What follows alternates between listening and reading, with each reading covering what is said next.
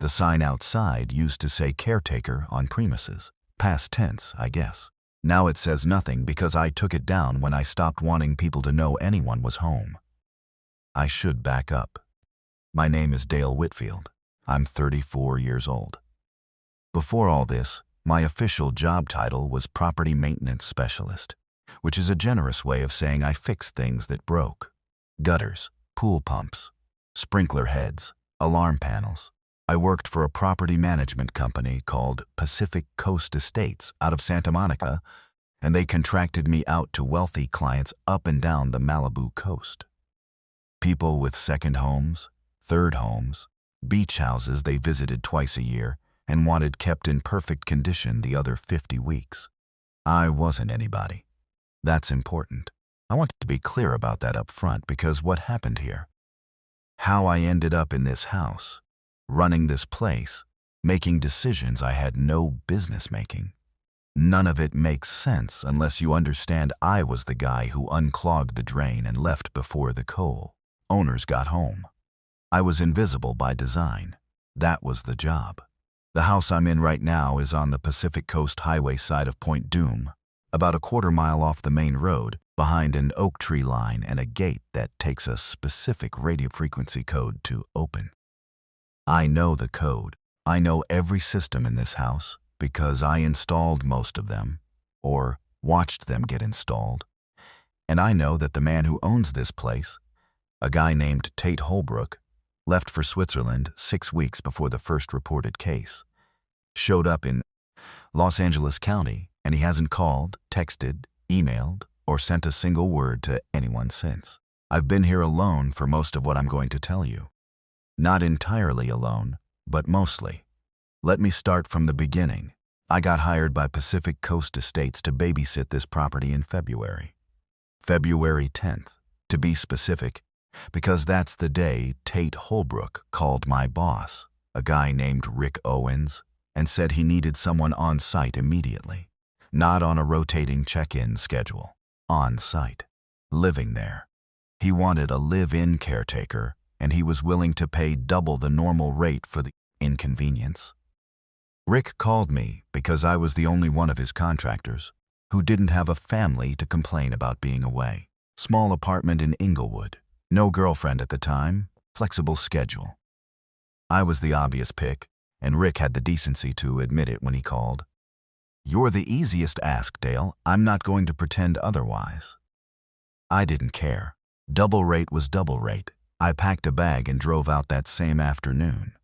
Now, I'd been to this house before, 3 or 4 times over the 2 years I'd worked for Pacific Coast. It's a big property. The main structure is about 8,000 square feet, 3 stories, built into the hillsides, so the lowest level is half underground on the ocean side. There's a detached guest house near the gate, a 6-car garage, a lap pool, and a small olive grove on the north end of the property that Holbrook apparently had planted because he read somewhere that olive trees are drought resistant, and he was worried about water. Even before any of this, the guy was worried about something. But when I arrived that February afternoon and Holbrook met me at the gate himself, which was unusual, he usually had an assistant handle everything. I noticed the house looked different. Not dramatically different. Just off in a way that took me a few minutes to identify. There was a new antenna array on the south roof. 3 separate dishes, different sizes, pointed in slightly different directions. Not the standard satellite TV setup I'd helped install 2 years earlier. Those were on the north side and smaller. These were different, bigger, military-looking almost. The garage, which I'd always known as a 4-car space with 2 bays used for storage, now had a steel roll-down door on the storage side that looked significantly heavier than what I remembered. Industrial grade, the kind you'd put on a commercial warehouse. And on the main house, the ground floor windows had been upgraded. The glass looked the same from the outside. Same tint, same frames. But when I touched one while Holbrook was showing me around, it had that slight give-then resistance that you only get from laminated safety glass. the kind rated for high-velocity impact. I noticed all of this, and I said nothing. It wasn't my business. Rich people do weird things to their properties all the time. One client I'd worked for in the Palisades had installed a full decontamination shower in his entryway because he read about antibiotic-resistant bacteria, and he made everyone who came to dinner walk through it before entering. People with money get strange ideas and the money to act on them. Holbrook was pleasant enough, if distracted. He walked me through the property, showed me the updated alarm system panel.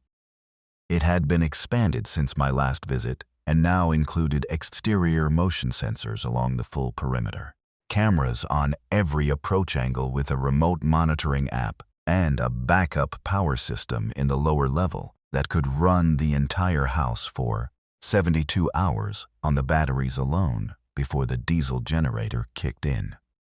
I remember standing in front of that generator thinking, this is a lot. This is a lot of backup power for a weekend house. He gave me a binder, thick one, spiral bound, with tabs for each system. Electrical, plumbing, HVAC, security, water filtration, emergency protocols. There was a tab in the back labeled contingency that I flipped to and found 4 pages of notes about what to do if the power grid went down for more than a week. Things like which cisterns to draw from first, how to operate the reverse osmosis water system, how to manually override the gate if the radio system failed. I remember laughing a little quietly to myself. I thought, this guy has watched too much doomsday TV. I didn't read those 4 pages carefully. I wish I had. Holbrook left 3 days after I arrived. He told me he was flying to Zurich for what he called a board thing. He had some involvement in a biotech firm. I knew that much from the property paperwork, and that he'd probably be back in 2 weeks. He shook my hand, told me to call Rick if anything came up, and his driver took him to LAX. That was February 13th. He never came back. For the first few weeks, the job was exactly what it always was. I did my rounds each morning, checked the pool chemistry, cleared leaves from the filtration skimmers, walked the perimeter fence, tested the alarm system panels, noted anything that needed attention in a logbook. I had access to the kitchen and the guest house, which is where Holbrook had set me up to sleep, and there was a standing grocery account at a Vons in Malibu that I could use to keep the kitchen stocked. Mostly for me, since the main house kitchen was for guests that weren't coming. The guest house was comfortable. Queen bed, small bathroom, its own mini kitchen, a TV, nicer than my apartment in Inglewood. I settled in quickly, found a routine, and didn't think much about where Holbrook was or what he was doing. Then, around the 3rd week of February, the news started getting strange. I remember the first time I really paid attention to it. I was eating breakfast, bowl of cereal, watching the morning news on the guest house TV, and there was a story about a cluster of unusual illness cases in a district of Sao Paulo. The reporter was being careful with her language, using phrases like respiratory symptoms with neurological involvement and under investigation by local health authorities. It was maybe 90 seconds of airtime between a story about a water main break in Phoenix and a piece about a film premiere. I finished my cereal and went to go clean the pool filter. But something about the phrase, neurological involvement, stuck with me. Not in a dramatic way. More like how you hear something and it doesn't quite leave. You close a drawer and keep thinking about what was in it. A week later, the Sao Paulo story was bigger, and there were now reports from 3 other cities, Lagos, Kuala Lumpur, and one neighborhood in Miami. I called Rick around this time, not about the news, just a routine check-in. He mentioned in passing that several of his clients had been calling to ask about their properties. Whether they could get in earlier than scheduled, whether the alarm systems were working, whether there were any issues.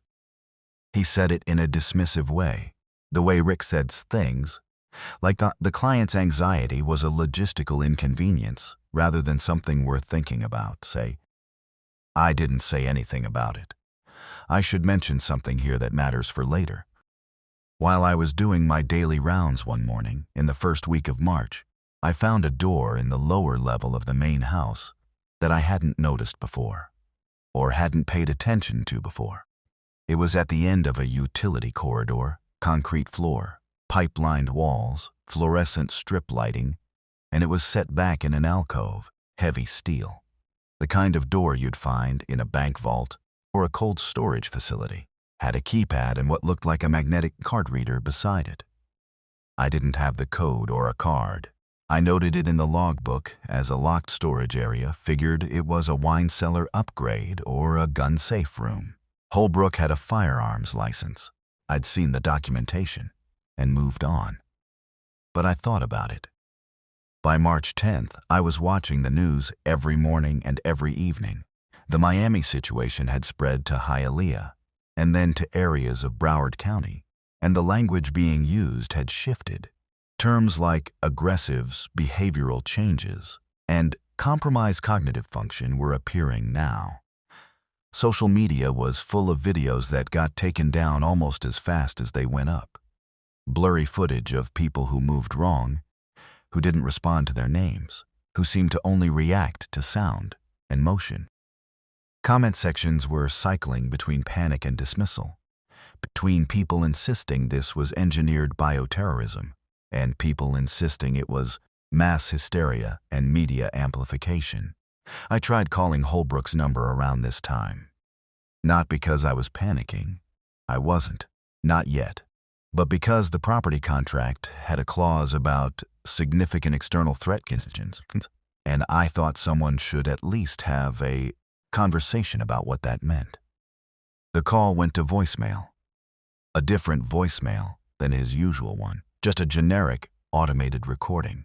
I left a message and never heard back. I texted Rick, he said.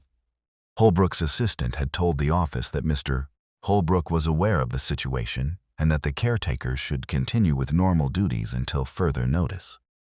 Normal duties. Right. By the third week of March, Los Angeles County had its first reported cases. Not in Malibu, but in areas of East LA and parts of the San Fernando Valley. The city was not shutting down yet. Officials were calling it contained and under active response, which are two phrases that, when said simultaneously, don't actually mean anything. I'd worked enough repair jobs on institutional buildings to know that when management says something is under active response, it usually means they're figuring out what to do and don't want anyone to run yet. I made a decision around that time. I didn't tell Rick. I didn't tell anyone, really. I started going through the house systematically. It wasn't a panicked thing.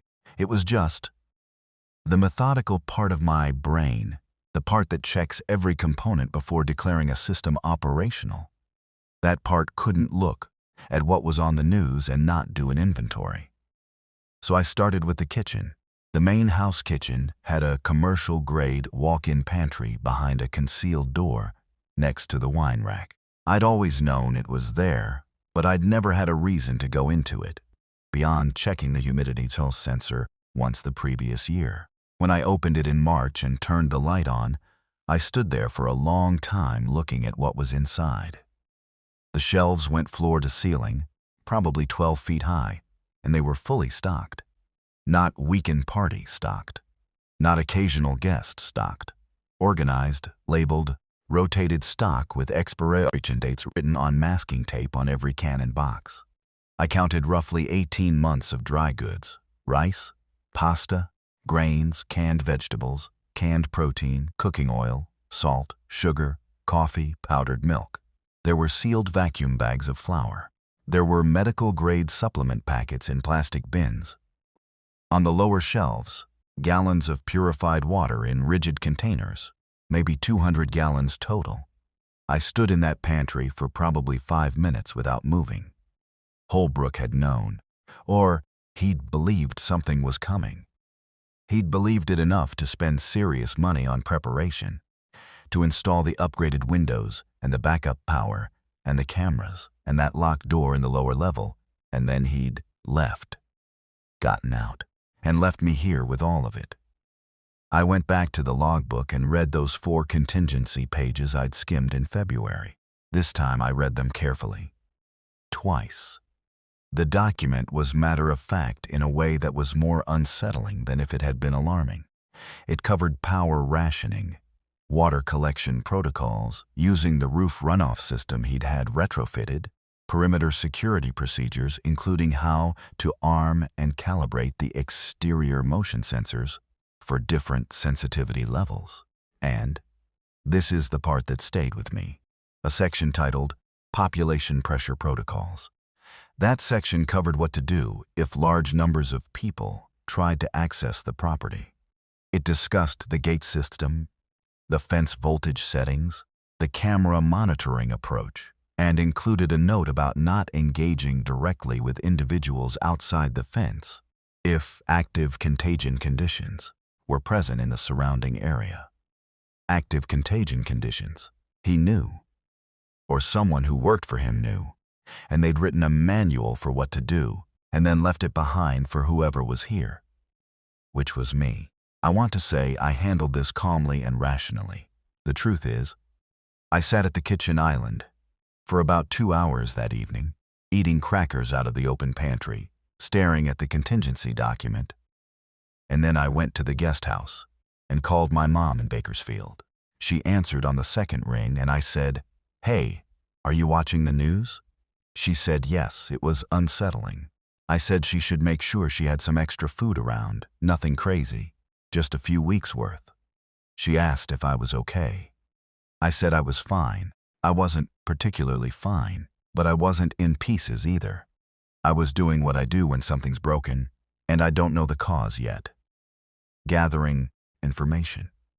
The next morning I drove the property truck, a black F-250 that Holbrook kept for groundskeeping, down to the Vons on PCH. It was March 22nd. The parking lot was about twice as full as normal for a Tuesday morning, and inside the store, the canned food aisle had visible gaps, not stripped bare, but spotty. I loaded the cart methodically.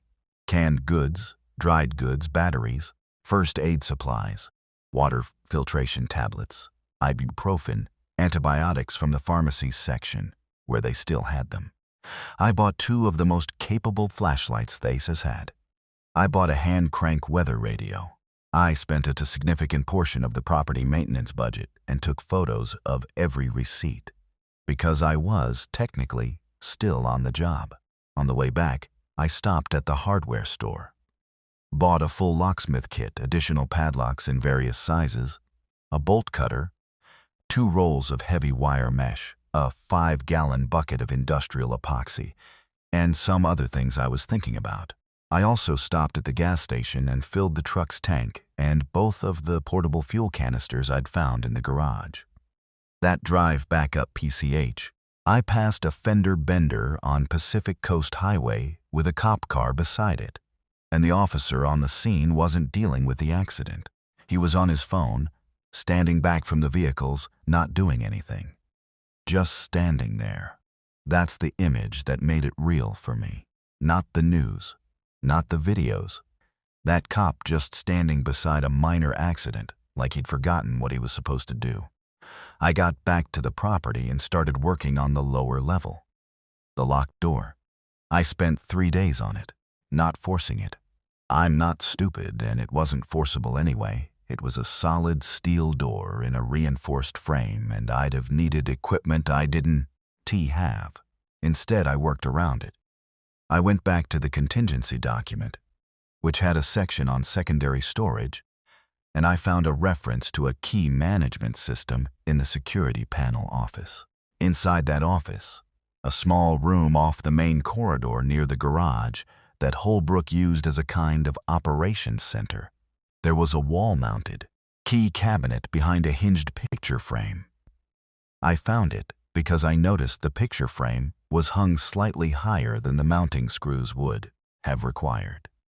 In that cabinet was a magnetic access card, white, no labels, attached to a slip of paper with a handwritten 4-digit code.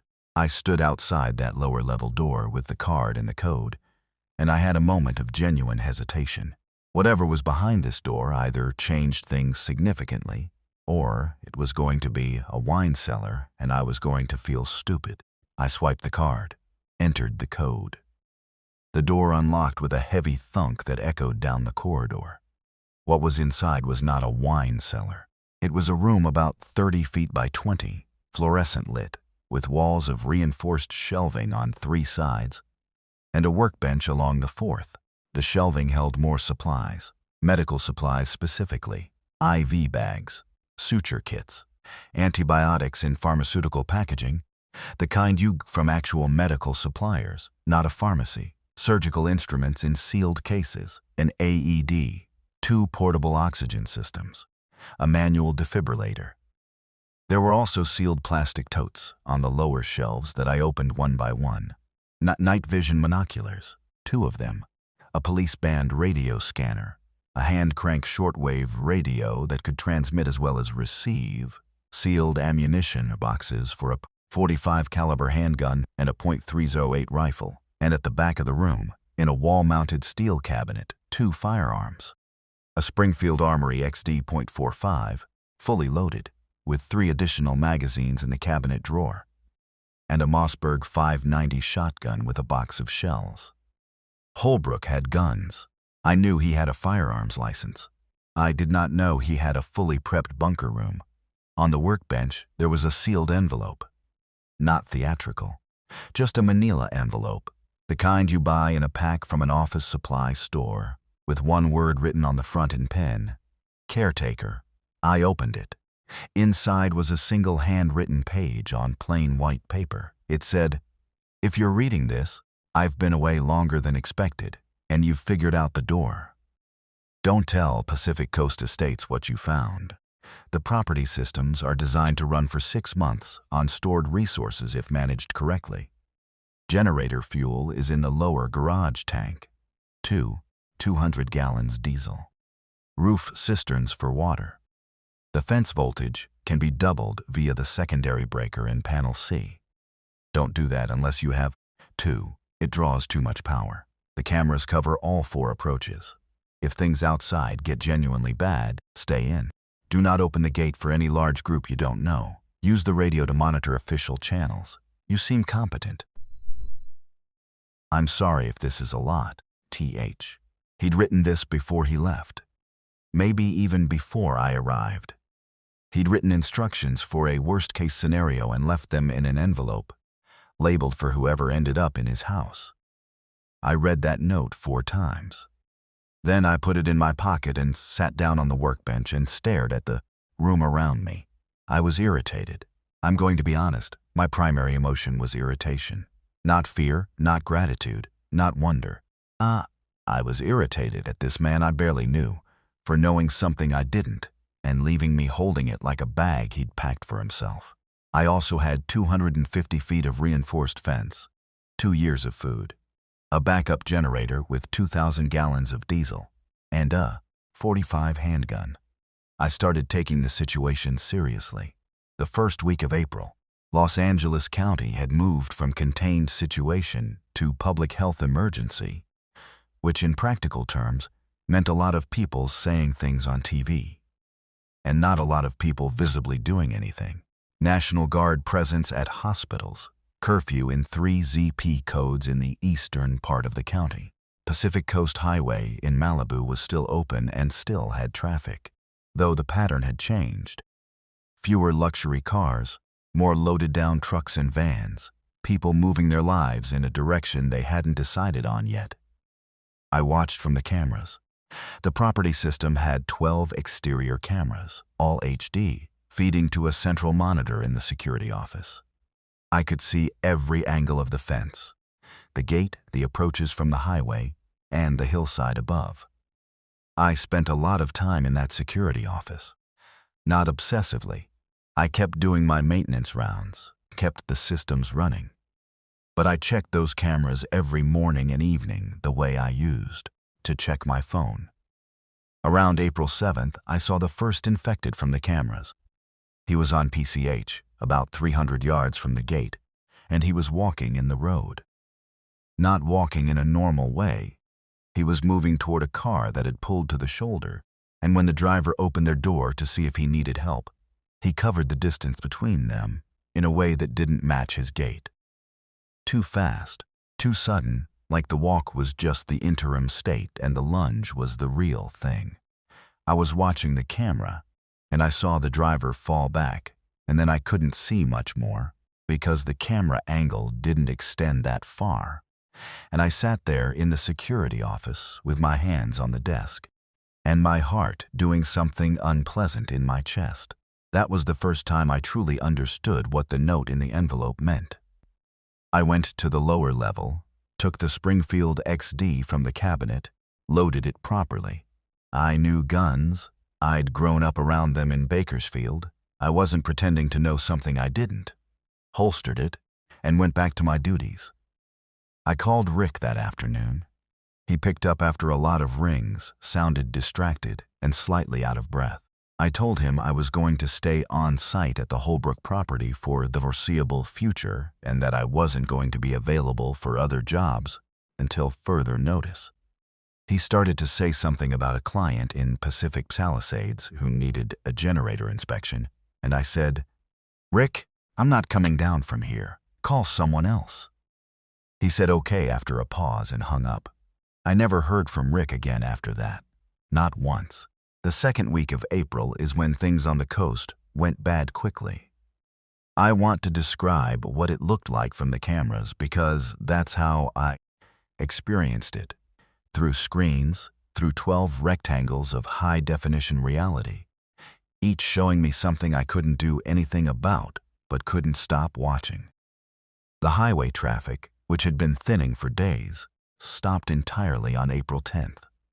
Not because the road closed officially. There was no official anything anymore, not that I could reach on any channel.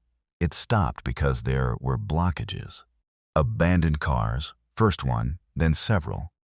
Then a stretch of the highway that looked like a parking lot viewed from above. People had stopped their vehicles and left them. Where they went, I couldn't tell from my angle. The hillside above the property, which was scrubby dry California hillside, open and visible from the upper floor cameras, started showing movement on the 11th, not infected specifically. I couldn't tell from that distance, just figures, people, moving across the hillside in small groups, heading generally in the direction of the coast. Some of them looked at the fence as they passed. A few stopped and looked for longer. I kept the main gate closed. I watched them pass. On the evening of April 12th, I heard the first sounds. The mansion is a long way from the highway, and there's the tree line and the property's elevation, so most ambient noise from outside was just a blur of general sound. But that evening I heard what I can only describe as a crowd, at some distance, in a direction I couldn't pin down. It wasn't screaming. It was more like a persistent, chaotic noise, the kind you associate with a large group of people. And it went on for about 40 minutes and then stopped. The property had one significant design feature that Holbrook's contingency document emphasized, and that I came to think of as its single most valuable quality. It didn't look like much from outside. The fence wasn't impressive from the road. Standard-looking iron fence on a concrete base, the kind you see on a lot of properties in this area. The gate was heavy but unremarkable. The oak tree line blocked the view of the house from the road almost entirely. So what a passing person saw was trees and a fence, not 8,000 square feet of fortified concrete and impact-resistant glass, not 2,000 gallons of diesel, not a walk-in pantry and a medical supply room. From outside, it looked like another wealthy person's weekend property, empty and locked. That mattered more than almost anything else over the weeks that followed. April 15th. I was up on the flat section of the upper roof, checking the antenna array. I'd been trying to get the shortwave radio to pick up anything from official or ham channels with any consistency, when I heard someone at the gate. Not pounding on it, which had happened twice already, and both times turned out to be infected pushing against the fence. Out of some kind of directional response to sound? No, this was a voice. A real human voice, deliberate, calling out. I went down to the security office and pulled up the gate camera. There were 3 people at the gate. A woman, maybe late 30s, and 2 kids.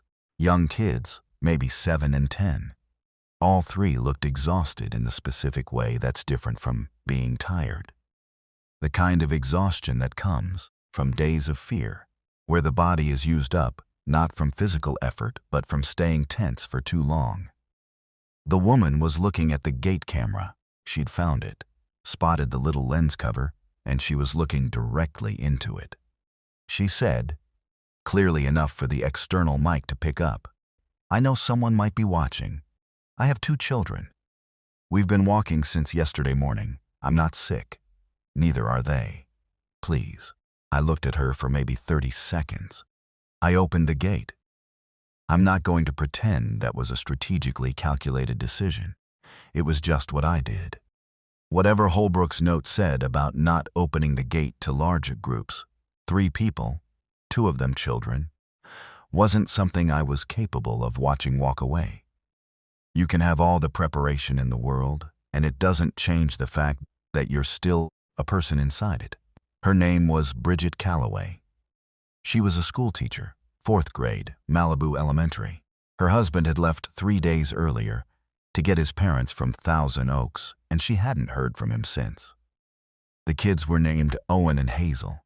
Owen was 9, Hazel was 7. Owen had a specific look he did, very still, very watchful, that I recognized as a kid who'd been told to be quiet and small for too many days in a row and had gotten good at it.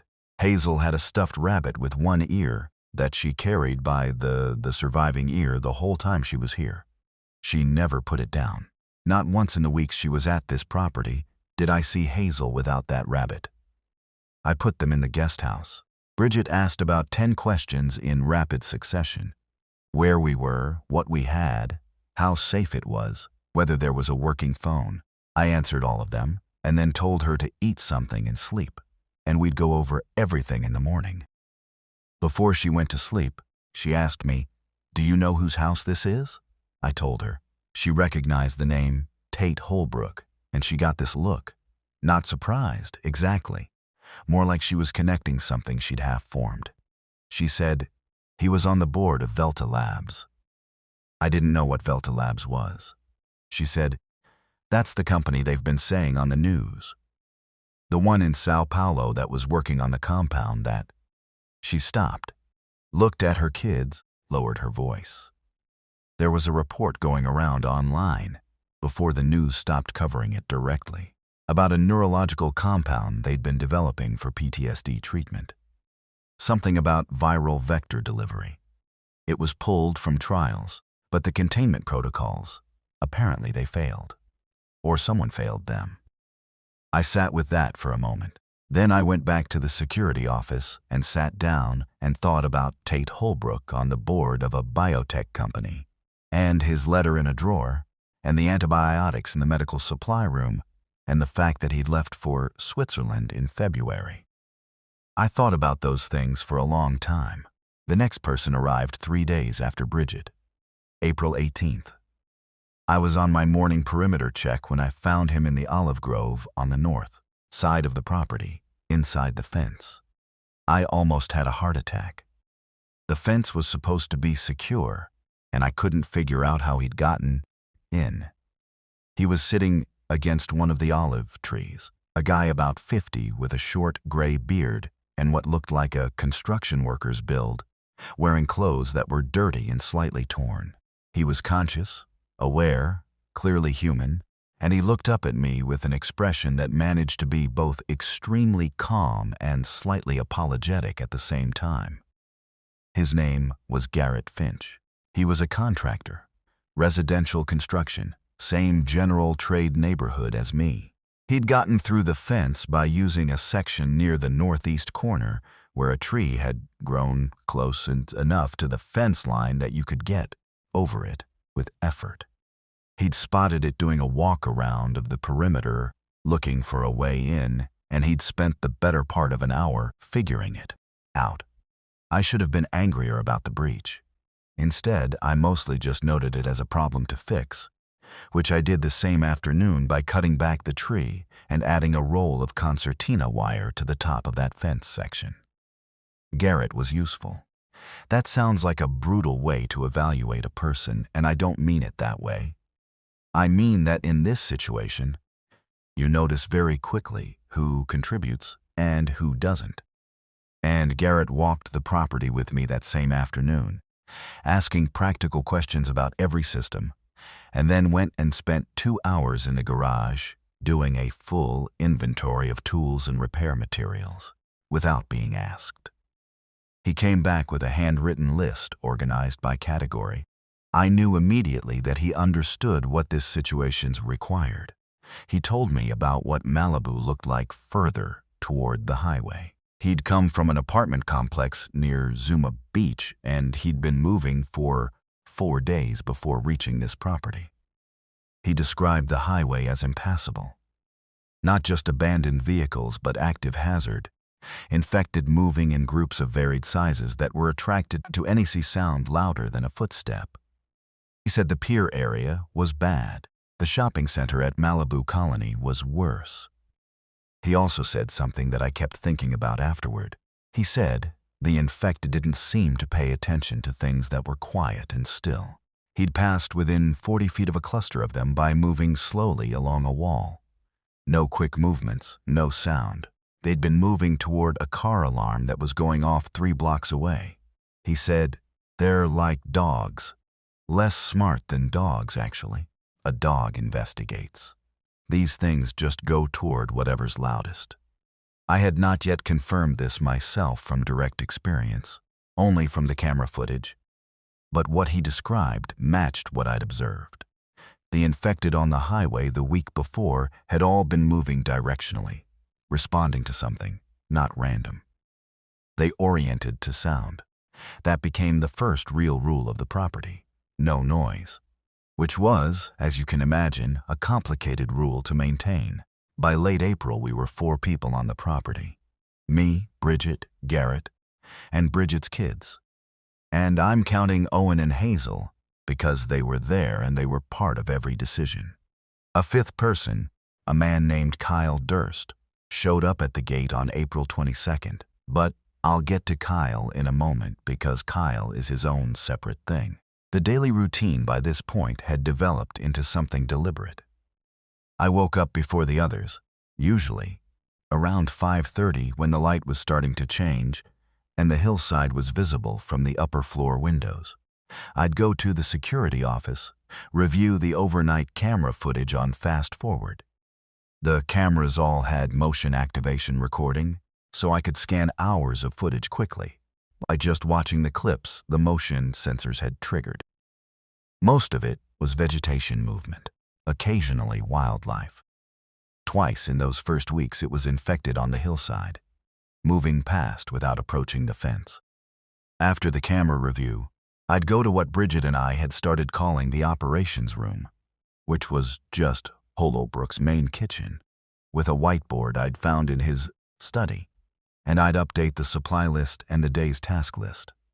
There was always a task list. There had to be, or the day turned into formless anxiety, and people started doing unhelpful things with their time and energy.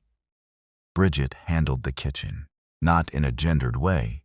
It became hers because she took it, and because she turned out to be genuinely good at it, which meant she was good at rationing without making anyone feel the ration. She'd cook in the evenings after dark, using the range's lowest settings so the smell of cooking food wouldn't carry far outside. During the day, she homeschooled Owen and Hazel in the lower level, the most insulated room from outside sound, using books from Holbrook's library and whatever she could adapt from them. Owen mostly wanted to read quietly by himself, which she let him do. Hazel asked the same question every few days. When is Daddy coming back? Bridget's answer never changed. I don't know. When he can. Garrett and I did the physical work of the property, checking systems, maintenance, fortification improvements, the concertina wire on the northeast fence section.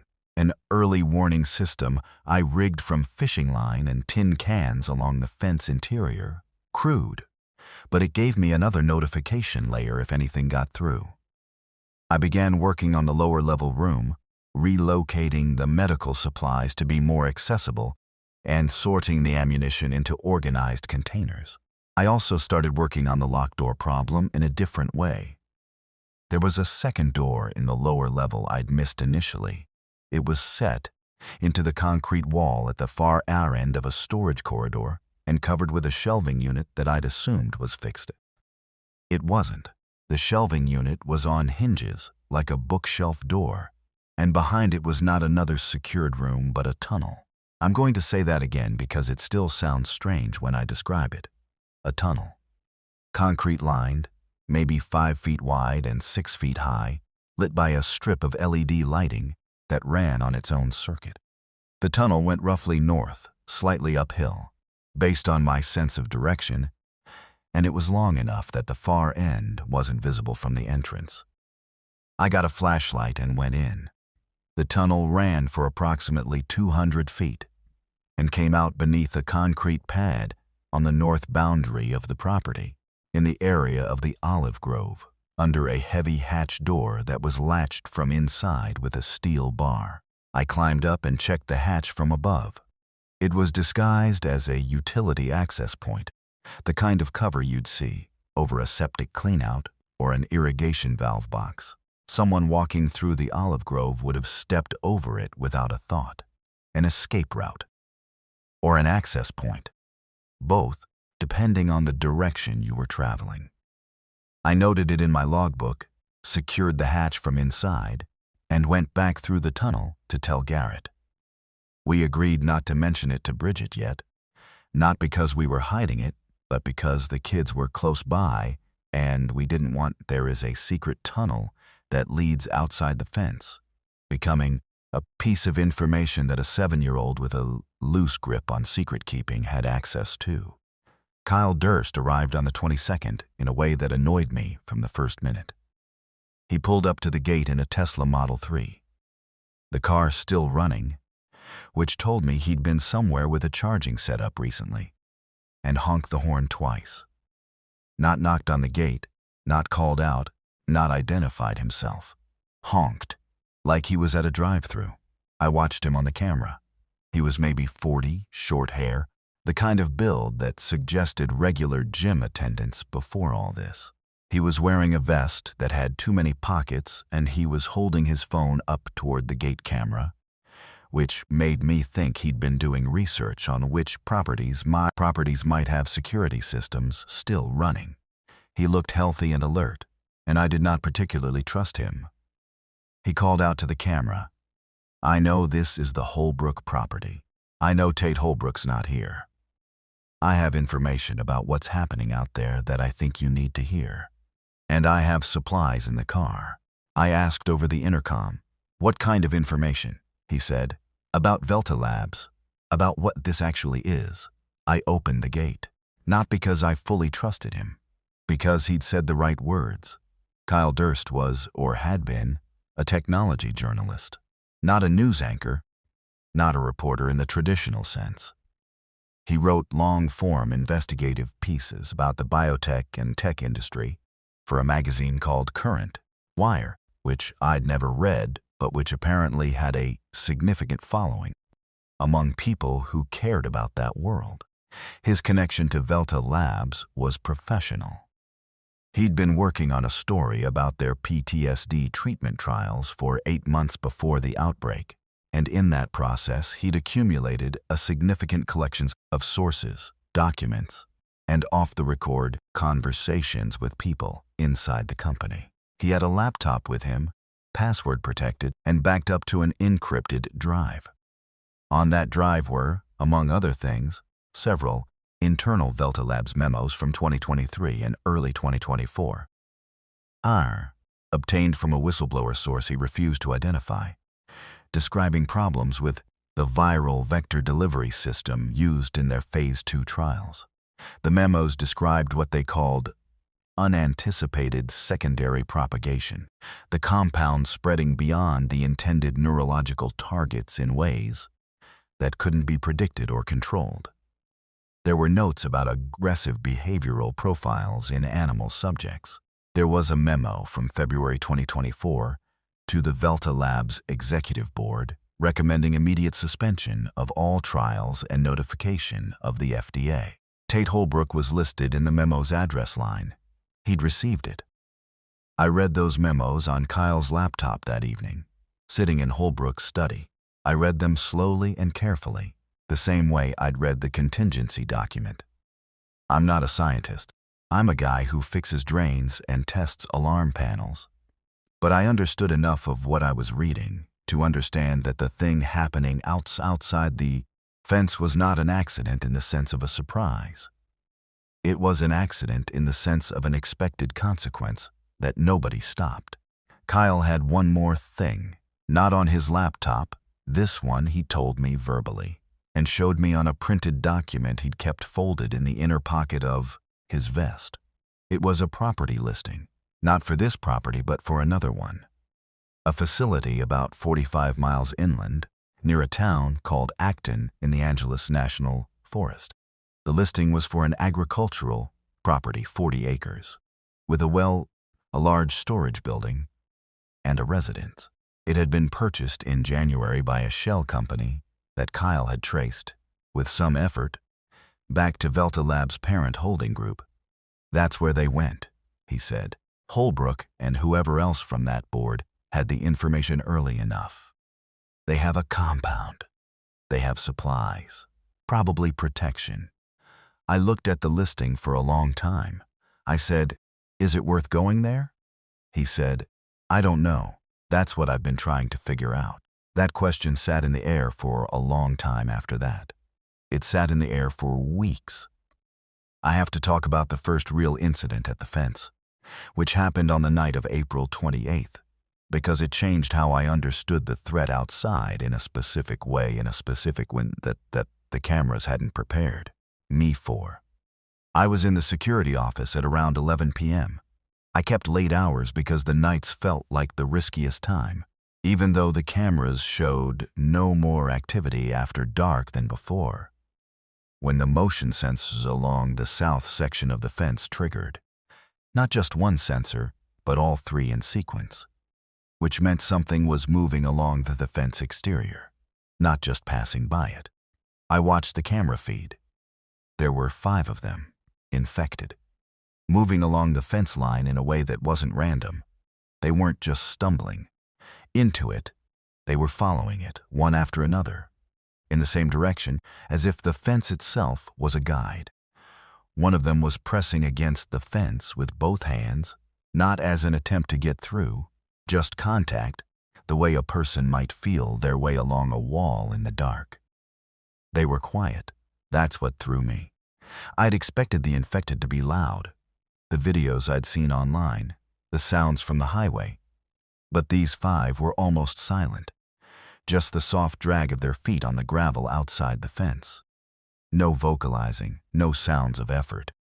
They moved along the south section for maybe 90 seconds, and then turned away, all at roughly the same time, and moved in the direction of the hillside. Something had caught their attention. A sound from up the hill. I couldn't identify what.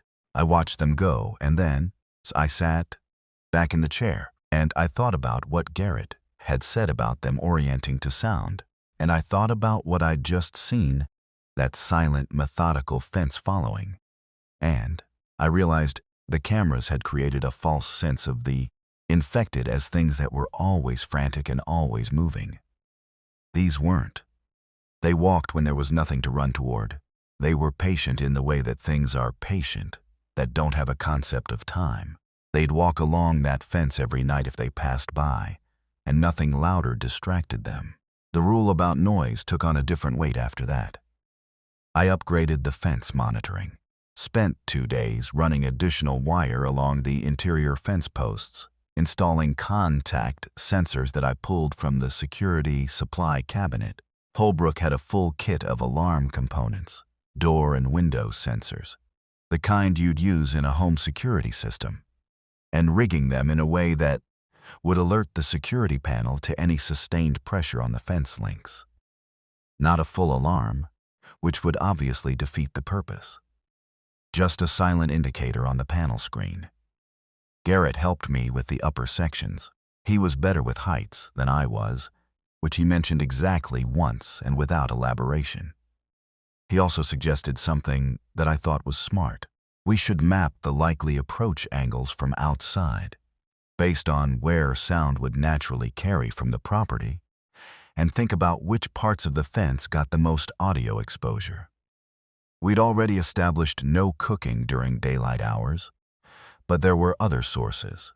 Generator noise, which the generator's soundproofing enclosure dampened significantly but didn't eliminate, and any kind of activity in the courtyard area between the house and the garage. We started using hand signals for common communications when we were anywhere near the exterior. Standard ones, plus a few we made up. Nothing elaborate. It's not like we had time to design a whole system. But a raised fist meant stop. A flattened palm meant get low. 2 fingers pointed at the eyes meant something is on the cameras right now. Owen learned the signals in about 10 minutes. He was sharp that way. Hazel most likely copied whatever Owen did. The food situation in the first month was genuinely fine, which is something I'm almost reluctant to say, because it sounds like I'm leaving out a struggle I should be including. But the truth is that Holbrook's pantry, managed carefully, was not a day-to-day crisis. The math was 2 years of supplies for probably 6 to 8 people, now feeding 5 people including 2 children, with careful portioning and supplementation from the vegetable garden. Holbrook had a raised bed garden that I hadn't maintained well enough, but which still had some productive tomato plants, herbs, and a row of leeks that turned out to be more valuable than they looked. We were eating enough. Bridget was meticulous about it. She tracked calories consumed against estimated reserves in a notebook she kept in the kitchen. She was a 4th grade teacher, and she brought a 4th grade teacher's organizational discipline to the task, which was exactly what the task needed. She made it a point to rotate through different foods, so nobody's appetite died from repetition, which I wouldn't have thought to do, and which mattered more than I would have expected. She also found, in a cabinet in the main house's home office, about 14 months' worth of Holbrook's prescription vitamins and a full bottle of vitamin D that had 3 years of shelf life left. Malibu is sunny. Vitamin D wouldn't be a problem. But she organized the vitamins into daily doses for each person anyway, including the kids, because why not? The water situation required more active management.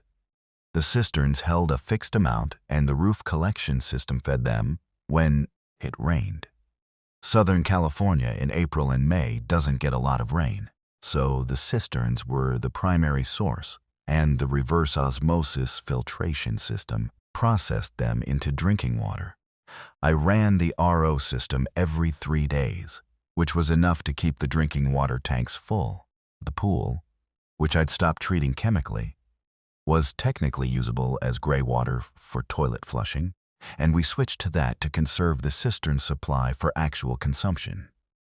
The generator ran on a strict schedule. 4 hours in the evening, during which we ran the refrigerator, the security panel, and whatever else needed power. For the rest of the day, we used the solar backup. Holbrook had a 20-panel array on the main roof that fed battery banks in the basement. And those batteries, if we were careful, covered the security cameras and the basic lighting. The generator was the noisy part. Even with its enclosure, it produced a low rumble. We ran it during the hours when other environmental noise whined off the ocean. Occasional distant sounds from the direction of the highway was most likely to cover it. I became obsessive about the generator maintenance, changed the oil every 30 days, checked the fuel lines, monitored the fuel level daily. The 200 gallons of diesel in the lower garage tank felt like a lot when I first discovered it. and felt like less and less as time went on, and I understood how long this situation was going to last. The middle of May. By this point, we'd established enough of a rhythm that the days had a texture to them. Not comfortable. I want to be clear that there was nothing comfortable about it.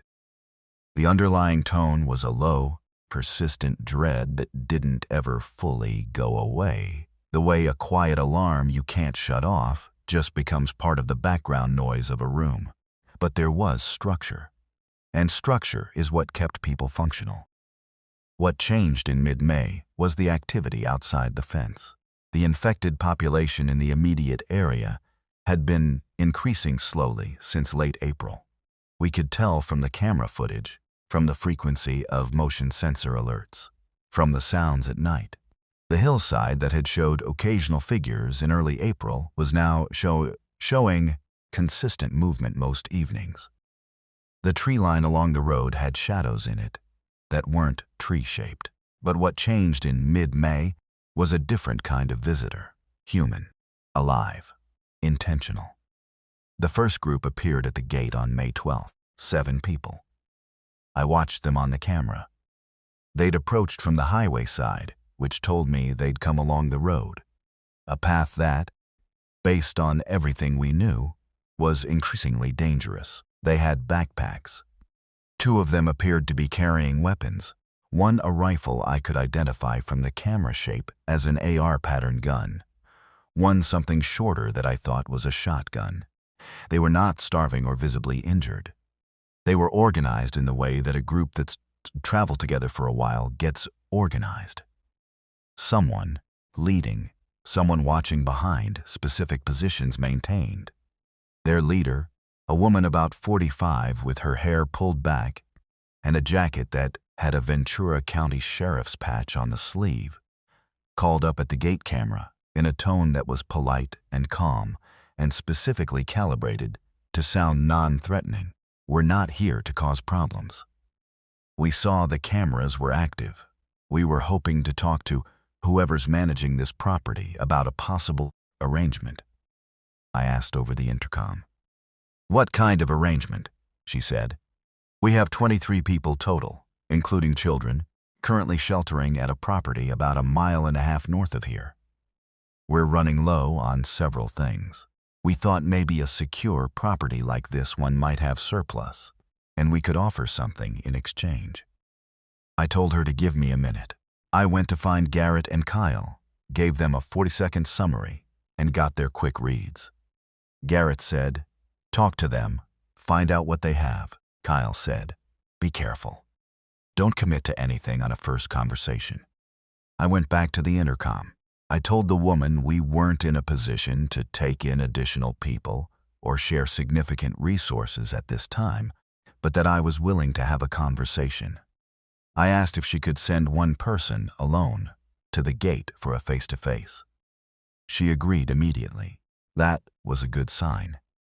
Someone who agreed immediately to conditions meant they were actually interested in talking, not in a pretext. The person she sent was a man named Doug Hurst, maybe 55, gray-haired, with reading glasses on a chain around his neck that seemed slightly absurd given the context, but I noticed them anyway. He was calm, unhurried. He said he'd been a ER logistics coordinator in Ventura before all this, which told me he was used to resource management under pressure. I met him at the gate on the outside. The intercom was fine for initial contact, but not for a real conversation. We talked for about 20 minutes. He described his group's situation, sheltering in a property about a mile and a half up the road, as the woman had said, in a house that belonged to someone's cousin. The house was good enough, but didn't have the kind of security infrastructure this property had. They had food for another 2 or 3 weeks. They had medical supplies that were better than average because one of their members had been a trauma nurse. What they needed was a more defensible long-term base. He was essentially asking, carefully, diplomatically, if they could come here. I told him that wasn't something I could decide on my own and that I'd talk to the people inside the property, which was true. I said I'd contact him. He gave me a CB radio channel. They were running a short-range CB network between their lookout points, a setup I thought was smart and that I filed away. I went inside and had the first full group meeting.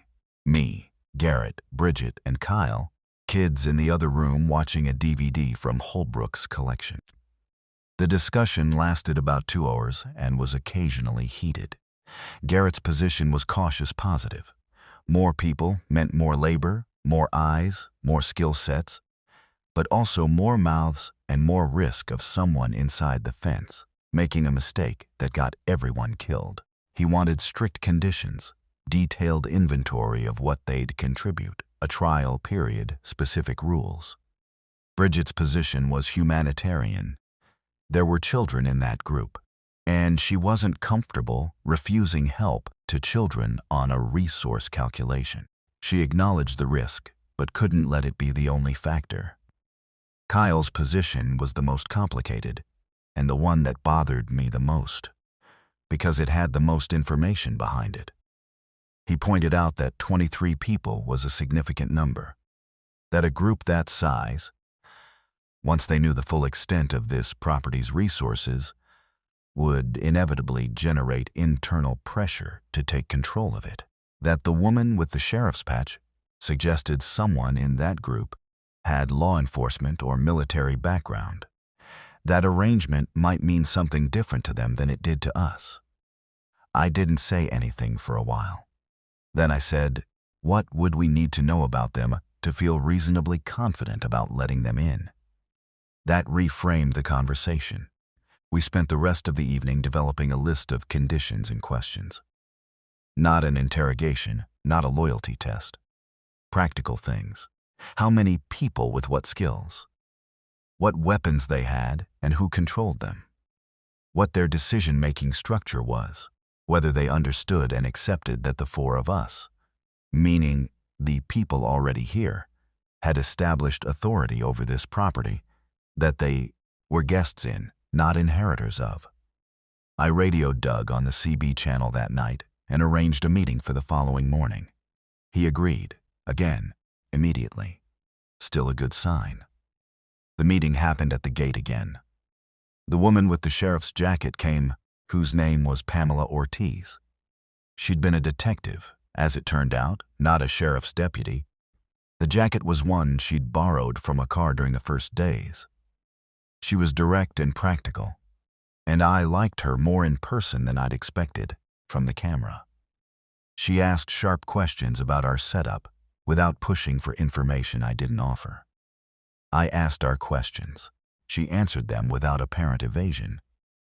The 23 people included 4 children, 11 adults over 46, adults under 40, and 2 elderly. Among their skills, Pamela herself, with both law enforcement training and basic tactical thinking. Doug with logistics, a man named Pete Larson who'd been a diesel mechanic. A woman named Tracy, who'd been the trauma nurse Doug had mentioned. 2 guys who'd worked construction. I thought about Pete Larson being a diesel mechanic, and our generator sitting on 2,200 gallons. I talked to Bridget and Garrett and Kyle that afternoon. Kyle still had reservations. Garrett said the mechanic changed his math. Bridget said yes. I said yes. They arrived the following morning, May 15th. 23 people through the gate in 2 trips, carrying everything they had. I stood at the gate and watched them come through, and I felt the weight of every one of them as they passed. Every person was a system of needs I was now responsible for. I was not equipped for this by temperament or training, and I knew it, but I'd opened the gate and there they were. I want to talk about what it was like to have 27 people on a property designed for maybe a dozen.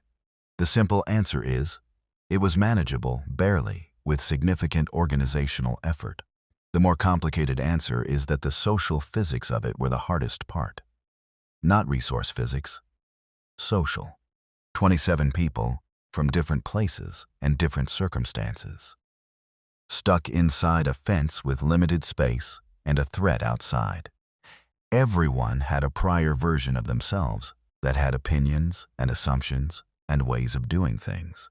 Those versions had to be set aside or negotiated around. Some people were better at that than others. Pamela was good. She understood quickly, and without needing to be told that the property worked, because it had been organized, and that adding 23 people to it, without maintaining that organization, would break it. She established her own authority within her group in a way that complemented what I'd set up rather than competing with it. Mothers, she assigned her people to specific tasks and made sure they understood the rules before they were on the property for an hour. Pete Larson immediately went to look at the generator. He came to find me that first evening and told me the generator was running 3,000 RPM when it should be running 3,600, which was costing us efficiency and increasing fuel consumption. He fixed it in 40 minutes with tools from the garage. I almost wanted to hug him. The mechanic thing became significant very quickly, because what I hadn't yet found time to address, but which had been on my list since the first week, was the vehicle situation.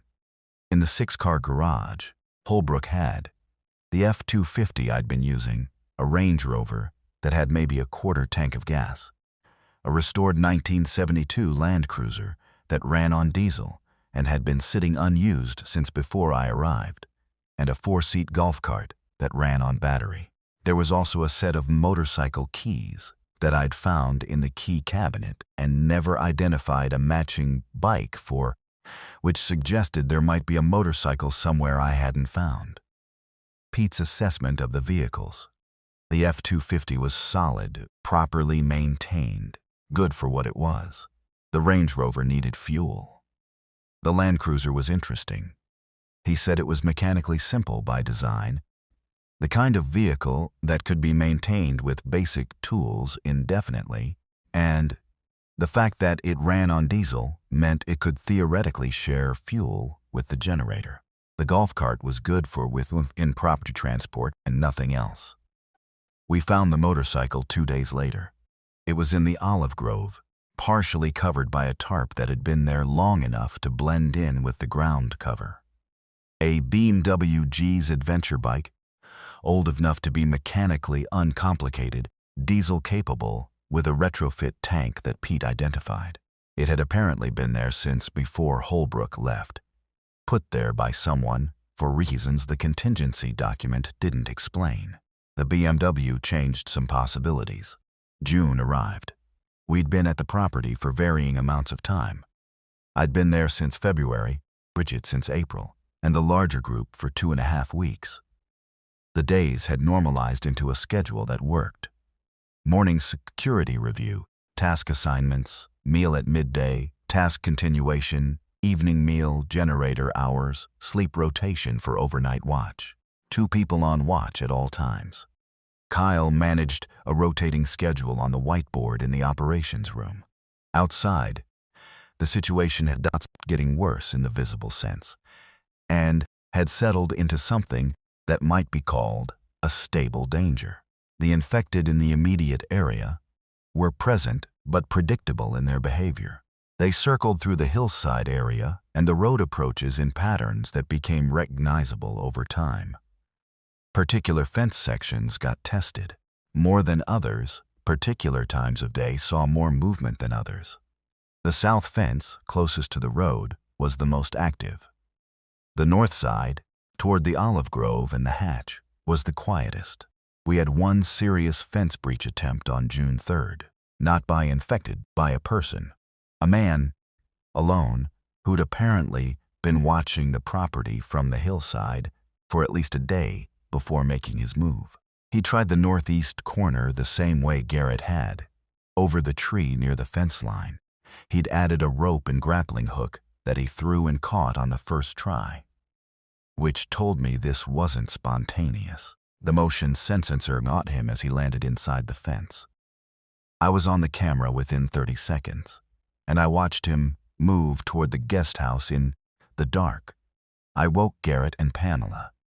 Garrett went out the back door. Pamela came with me through the main house and out the courtyard gate.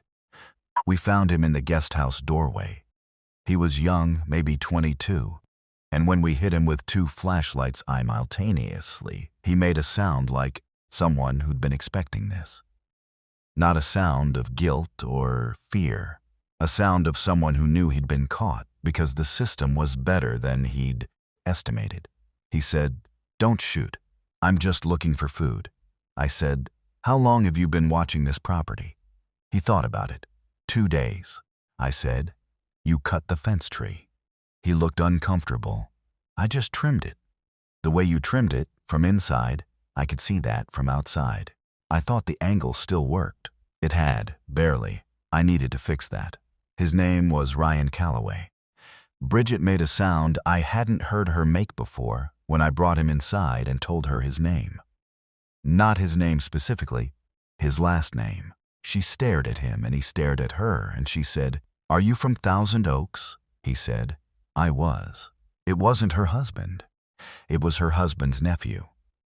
22 years old, living in his uncle's apartment while going to Pepperdine, had been in Malibu when everything happened.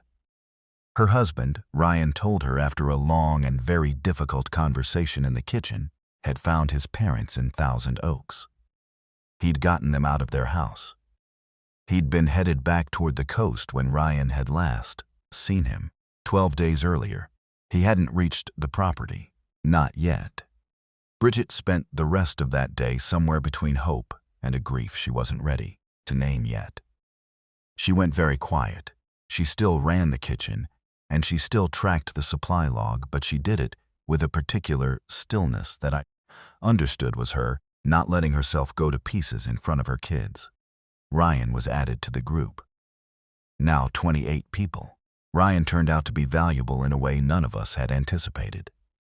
He'd been a communications and media studies major, and his minor, as random luck would have it, was in information security. He'd taken 2 courses in network systems before the world ended, and he had a working knowledge of how networks were structured and exploited. When Kyle showed him the shortwave radio setup in the security office, Ryan spent an afternoon with it and made 3 modifications that improved both reception and transmission clarity significantly. He also identified, through careful scanning of the FM and shortwave bands over several evenings, something Kyle and I had missed in our monitoring: a signal on a frequency just outside the standard broadcasting bands that repeated on a 12-hour cycle.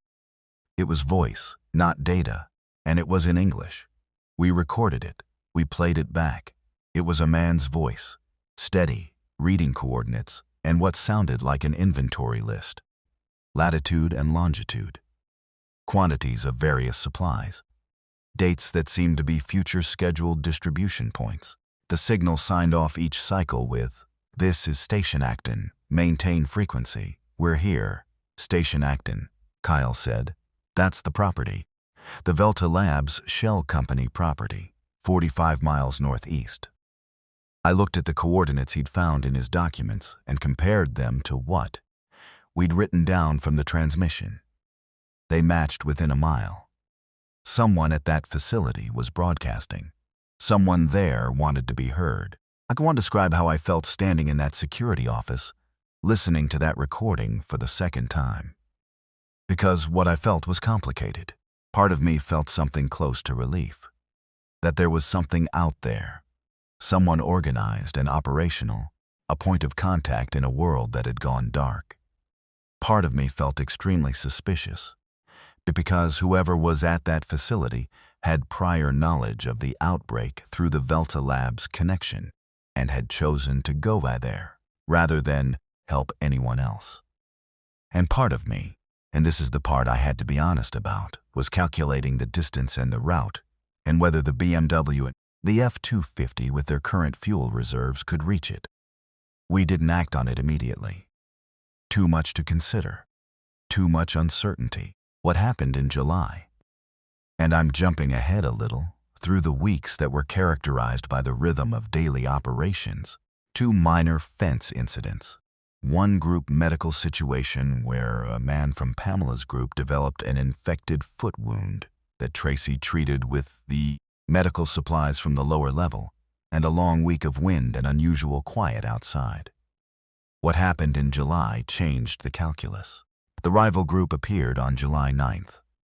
I'd seen organized groups approach before. The one Pamela had been part of was the largest. There'd been smaller groups of 2 and 3 that we'd turned away or absorbed over May and June. This was different. They appeared on the south camera, 12 of them, moving in a tight formation along the fence line toward the gate, in a way that was deliberately tactical. 3 of them had rifles visible. 1 had a bolt cutter. The bolt cutter was what told me this wasn't a request. I had the property at full alert in about 4 minutes. Everyone inside, all exits secured, Pamela and her 2 most capable people, a former firefighter named Brett Colson and a wiry former Army Reserve man named Dan Whittle, at the interior side of the gate with me. The kids in the lowest level. Kyle at the cameras. Garrett with Pete securing the garage. The group stopped at the gate. Their leader was a man I'd put at about 50, big, with a beard that had grown past the point of being deliberate. He had a radio on his belt, and he spoke into it briefly before looking up at the camera. He said, "We need the gate open. We're not asking twice." I said through the intercom, "I'm going to ask you once." "What do you want, and what do you have to offer?" he said. "We want in. We have," he gestured at the rifles, "we have this." I'd thought about this situation. In the abstract, weeks before it happened, I'd thought about it while running the perimeter or checking the cameras at night. What do you do when someone threatens force? The reality of having something worth threatening for was this moment, and I'd known it was coming, and I'd prepared for it, and still standing on my side of the gate with 12 armed people on the other side. My hands were not entirely steady, but here's the thing about that gate. The gate was rated for vehicle impact up to 25 miles per hour. The posts were set in 4-foot concrete anchors. The bolt cutter that man was holding was a standard construction type, 30 inches, and it would get through standard chain link in 1 cut. It would not get through the gate linkage in any reasonable number of cuts. I knew this because I'd tested it in my head every time I saw that bolt cutter in the tool cabinet. I said, "That gate will take you about 45 minutes to breach manually. In 45 minutes, the noise you're making will have attracted every infected within half a mile. You can try, but I'd think about whether this is the smartest use of 45 minutes. There was a pause. I said, "Or you can tell me what you're actually short on, and we can have a real conversation." Another pause. Longer. The man with the beard turned slightly and said something I couldn't hear to the person next to him. Then he turned back to the camera and said, "Water. We're completely out of clean water." I thought about that. Clean water was something I could potentially help with, and giving help, in this case, was also the act of establishing that I had something they needed that required cooperation rather than force to obtain. I said, "I can give you 50 gallons. Tomorrow morning. 1 person at the gate. I'll have it in containers outside the fence. You take it and leave." Another pause. "Why would you do that?" I said. "Because you leaving quietly is worth 50 gallons to me." He accepted. They left. I watched them on camera until they were out of range. Pamela said quietly behind me, "They'll be back." I said, "I know," she said. "We need to think about what that looks like." We spent the next 3 days in ongoing discussion about the armed group, who Pamela, using her detective instincts and the description of their formation and behavior, estimated had a coherent leadership structure and likely had a fixed shelter somewhere within a mile or 2. The bolt cutter meant they'd been prepared for a physical breach of a gate or fence, not a spontaneous decision. They were organized, they were short on resources, and they now knew we had things they needed. The water situation actually is our second most acute concern after fuel. Not because we were running out, we weren't, yet, but because the dry Southern California summer was reducing roof collection to near zero and the cisterns would eventually deplete, if not refilled. I'd been thinking for weeks about a solution, and the only real one I'd identified was the ocean, about a quarter-mile downhill. The property's filtration system could handle salt water, theoretically. It was reverse osmosis, and RO can process seawater. But the membrane was rated for brackish to municipal water, not full ocean salinity, and running full seawater through it would shorten its operational life significantly. Still, a shorter operational life was better than a failed operation. Getting to the ocean was the problem. The most direct route from the property to the coast went through a section of the hillside and then down a path that I'd seen on the property maps, but hadn't used, and based on camera observation of the hillside movement, that route went through active infected territory. This is where the tunnel became critical planning. The hatch in the olive grove led out on the north side of the property, away from the road and most of the visible infected activity, into a section of scrubby hillside that the cameras showed to be significantly quieter than the south and east approaches. From there, moving carefully on foot, you could potentially reach an alternative path toward the coast that didn't go through the main infected areas. I walked it myself. With Garrett, early one morning before full light, through the tunnel, and out the hatch up the hillside in the pre-dawn dark, moving the way Garrett had described from his approach to the property weeks before. Slow, low, no sound, following the terrain rather than any obvious path. We reached a shelf of rock above the property from which you could see both the ocean and the PCH in both directions. From that shelf, the coast access looked possible. We were out for about 90 minutes total. We saw infected twice, both times at distances of 100 feet or more, both times moving away from us, towards sounds from the direction of the road. We made no sound. We moved no faster than a slow walk. We got back through the hatch with our hearts doing unpleasant things in our chests, and sat on the tunnel floor for a few minutes before going back inside. But we'd proved it could be done. I started thinking about the Acton facility more seriously after that. The station Acton signal was still broadcasting twice daily, every day.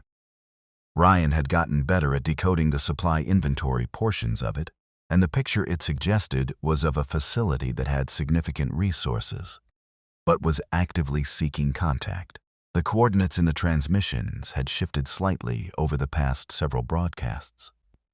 Not the facility coordinates, which remained the same, but what we now understood to be distribution waypoint coordinates.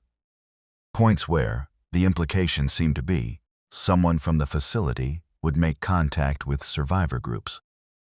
The nearest waypoint to our position was a location about 12 miles east on the AB 101. 12 miles.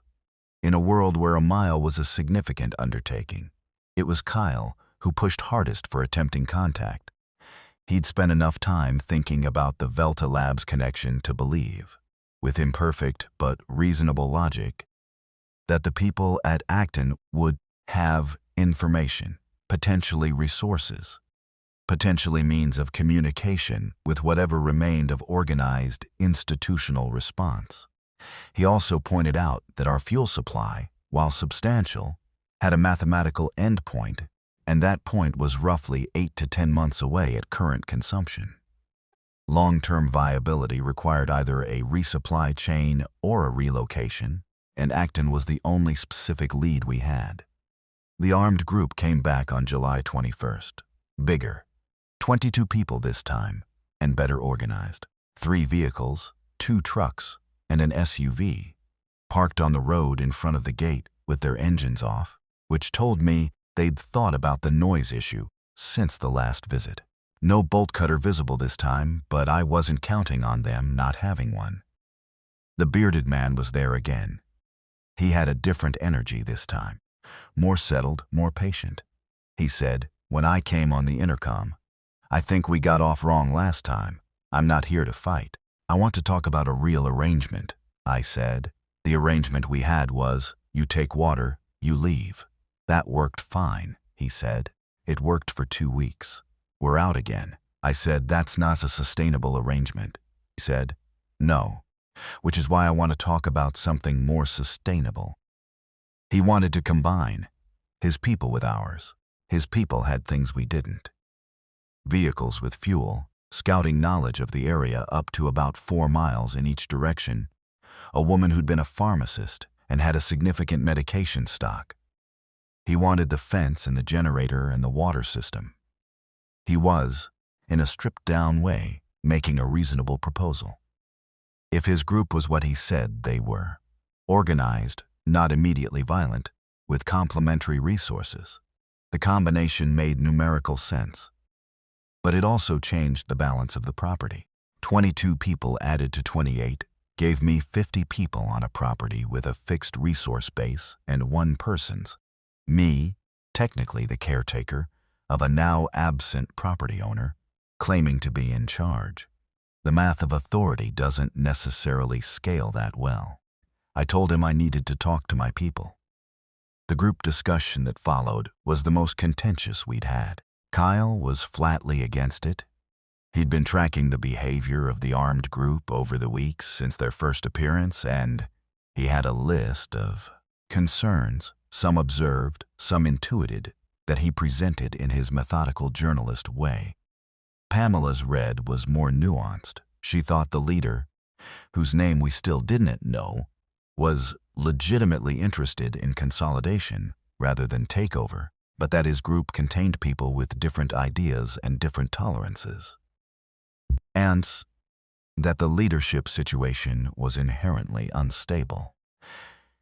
Garrett said practical things about the diesel mechanic value of the group's vehicles and the pharmacist. Bridget said she needed to know about the children in their group. There were 3. She'd gotten that from looking at the camera. I said, what if we do a single-day trial? One person from their group comes inside the fence, spends the day here, goes back. We learn about them. We don't commit to anything. Pamela modified this. Not one person, the leader. I went back to the intercom and proposed exactly that.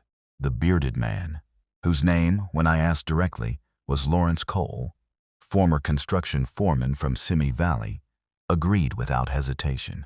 Lawrence Cole spent a day on the property. I spent that day watching him the way I watch every mechanical system I'm trying to understand, thoroughly, without revealing what I was observing.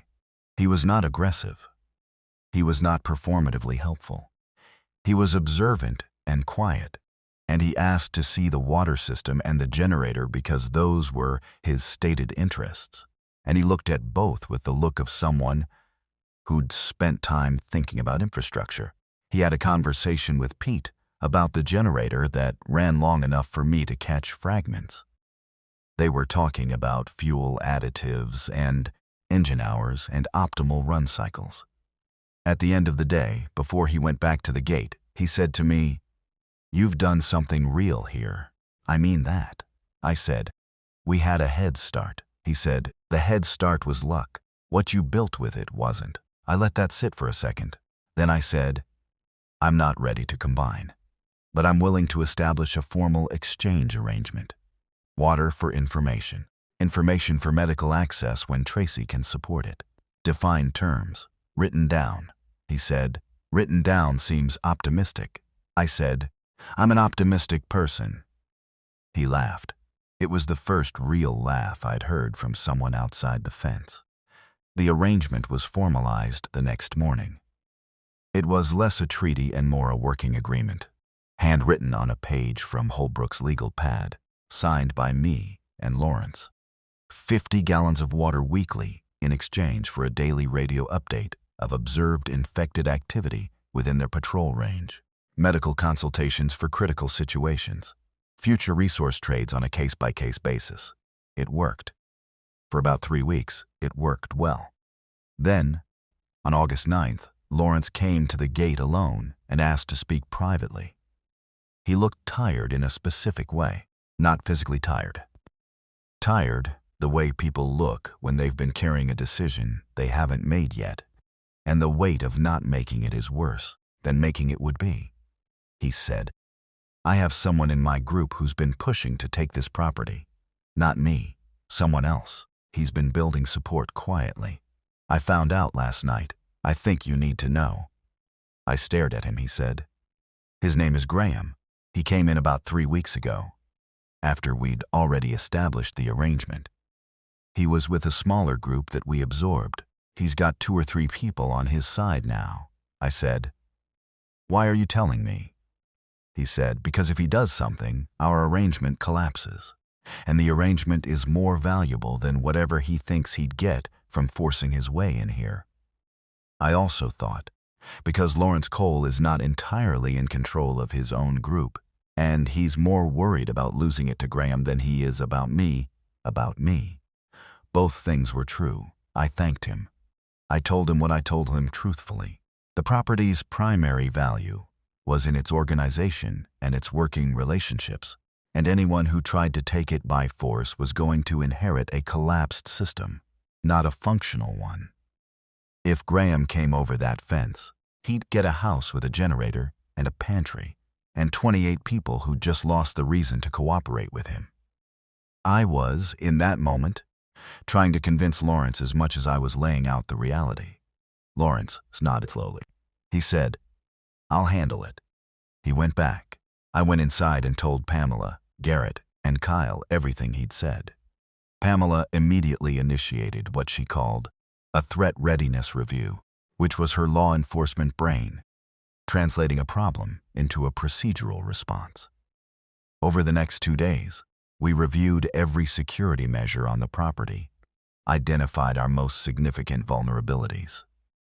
The northeast fence section was still our weak point despite improvements, and the back gate near the garage had a standard commercial lock that Brett had noted as insufficient and made specific improvements.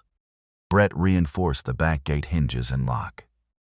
Dan built a simple alert tripwire system along the northeast fence interior that would wake the night watch if anything crossed it. We also moved the firearms from the lower level to a more accessible location.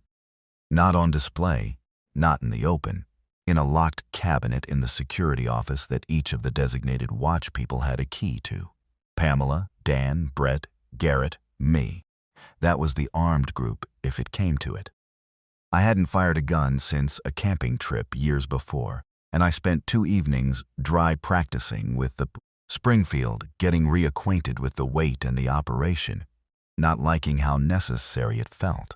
The situation with Graham didn't come to a head immediately. It festered. For 10 days after Lawrence's warning, things were quiet on the surface. The daily radio updates from Lawrence's group continued. The weekly water delivery happened. But there were small changes. Fewer details in the radio updates. A slightly different quality of attention from the 3 people at Lawrence's gate when the water was delivered. A sense that the information we were getting was being filtered. Then on August 18th, a night watch alert at 2:15 a.m. The tripwire in the northeast section. I was awake in about 30 seconds. Pamela and Dan were already moving when I got to the security office. The northeast camera showed 2 figures on the fence interior, dropping from the tree. They'd made the approach more quietly than Ryan had. No rope, just climbing. They were moving toward the side door of the garage. Pamela had a plan within about 90 seconds. Not a combat plan, a containment plan. She sent Dan around the outside of the garage to block the far exit. She and I went through the interior to the garage side door. Brett remained in the main house to ensure nobody was simultaneously approaching from a different angle. This could have been a distraction. We caught them at the garage door. 2 men, young, one of them carrying a bolt cutter, that this time was the right size for the garage lock. When we came through the door with flashlights, one of them ran and hit Dan, who was waiting, and that was that. The other one couldn't have been older than 25. Sat down on the garage floor and put his hands up. The one Dan had caught was Graham. I know because Dan recognized him from the 2 times he'd been at the fence exchange and pointed this out to me later.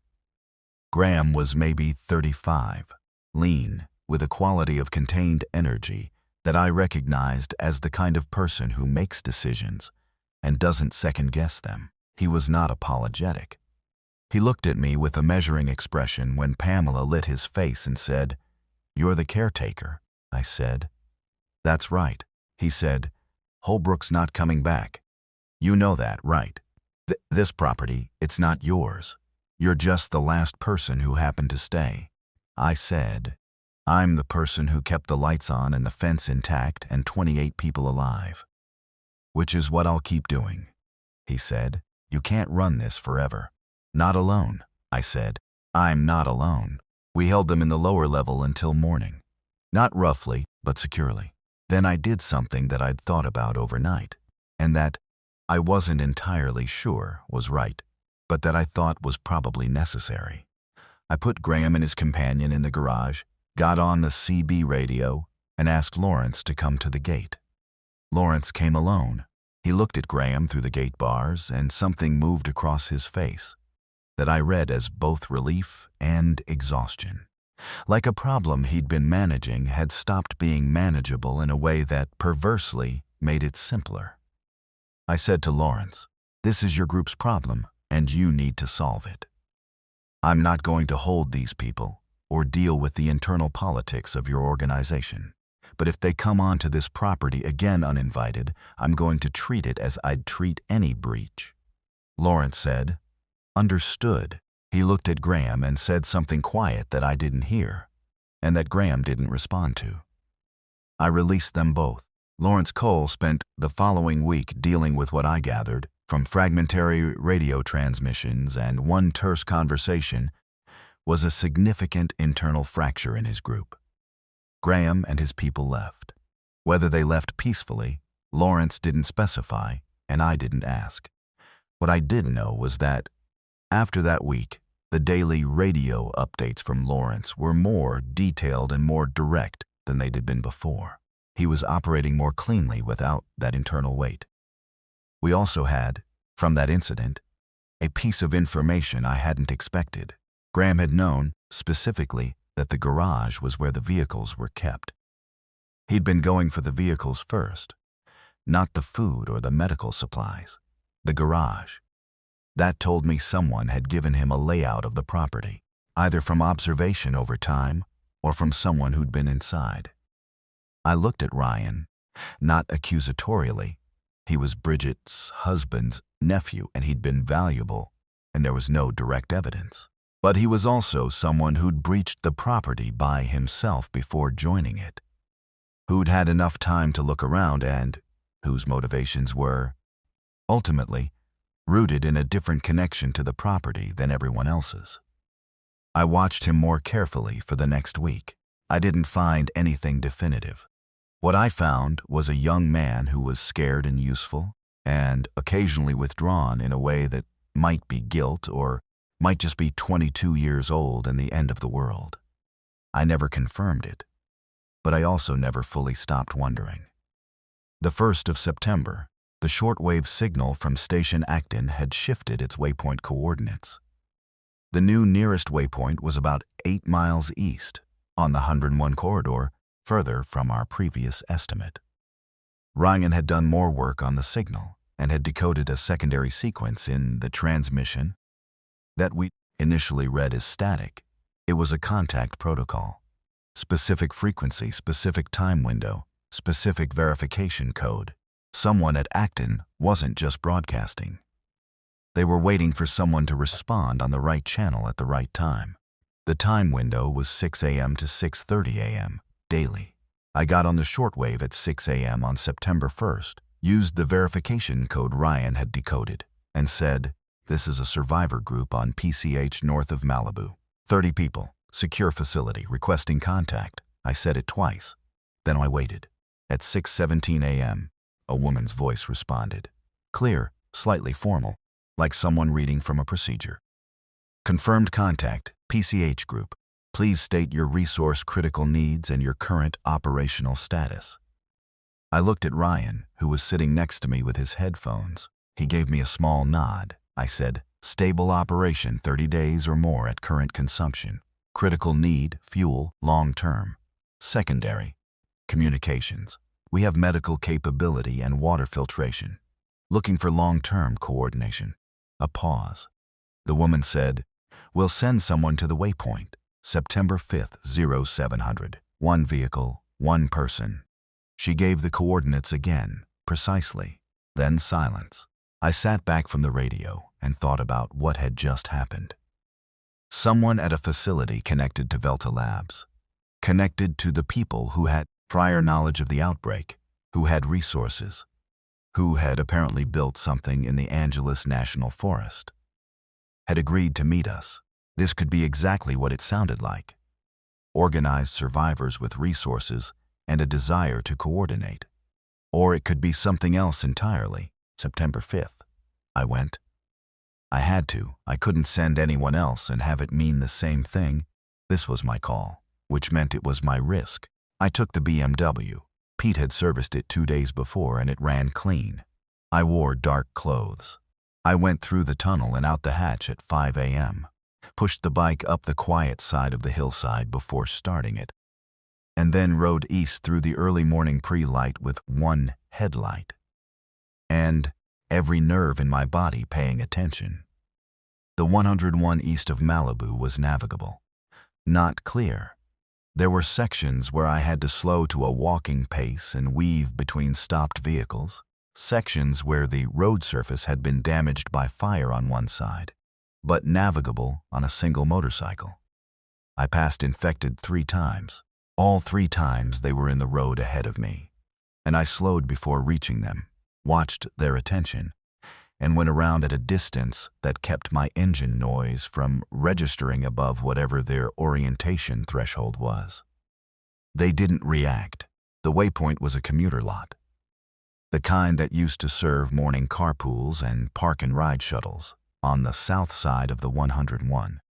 I arrived at 6:50 a.m. and rolled the BMW to the shadow of the parking structure and waited. A Jeep Wrangler pulled in at 7:04. Military olive drab, older model, well-maintained. It parked near the structure's corner, away from sight lines, which told me the driver was thinking the same way I was about not being visible. The person who got out was a woman, maybe 45, with close-cropped gray hair and the kind of posture that comes from either the military or a long career of standing in rooms and being the most capable person there. She was wearing practical clothes, no uniform, nothing institutional, and she didn't have a visible weapon, which was either confident or a bluff. She said, "Dale Whitfield?" She knew my name. I said, "Yes." She said, "I'm Dr. Allison Marsh.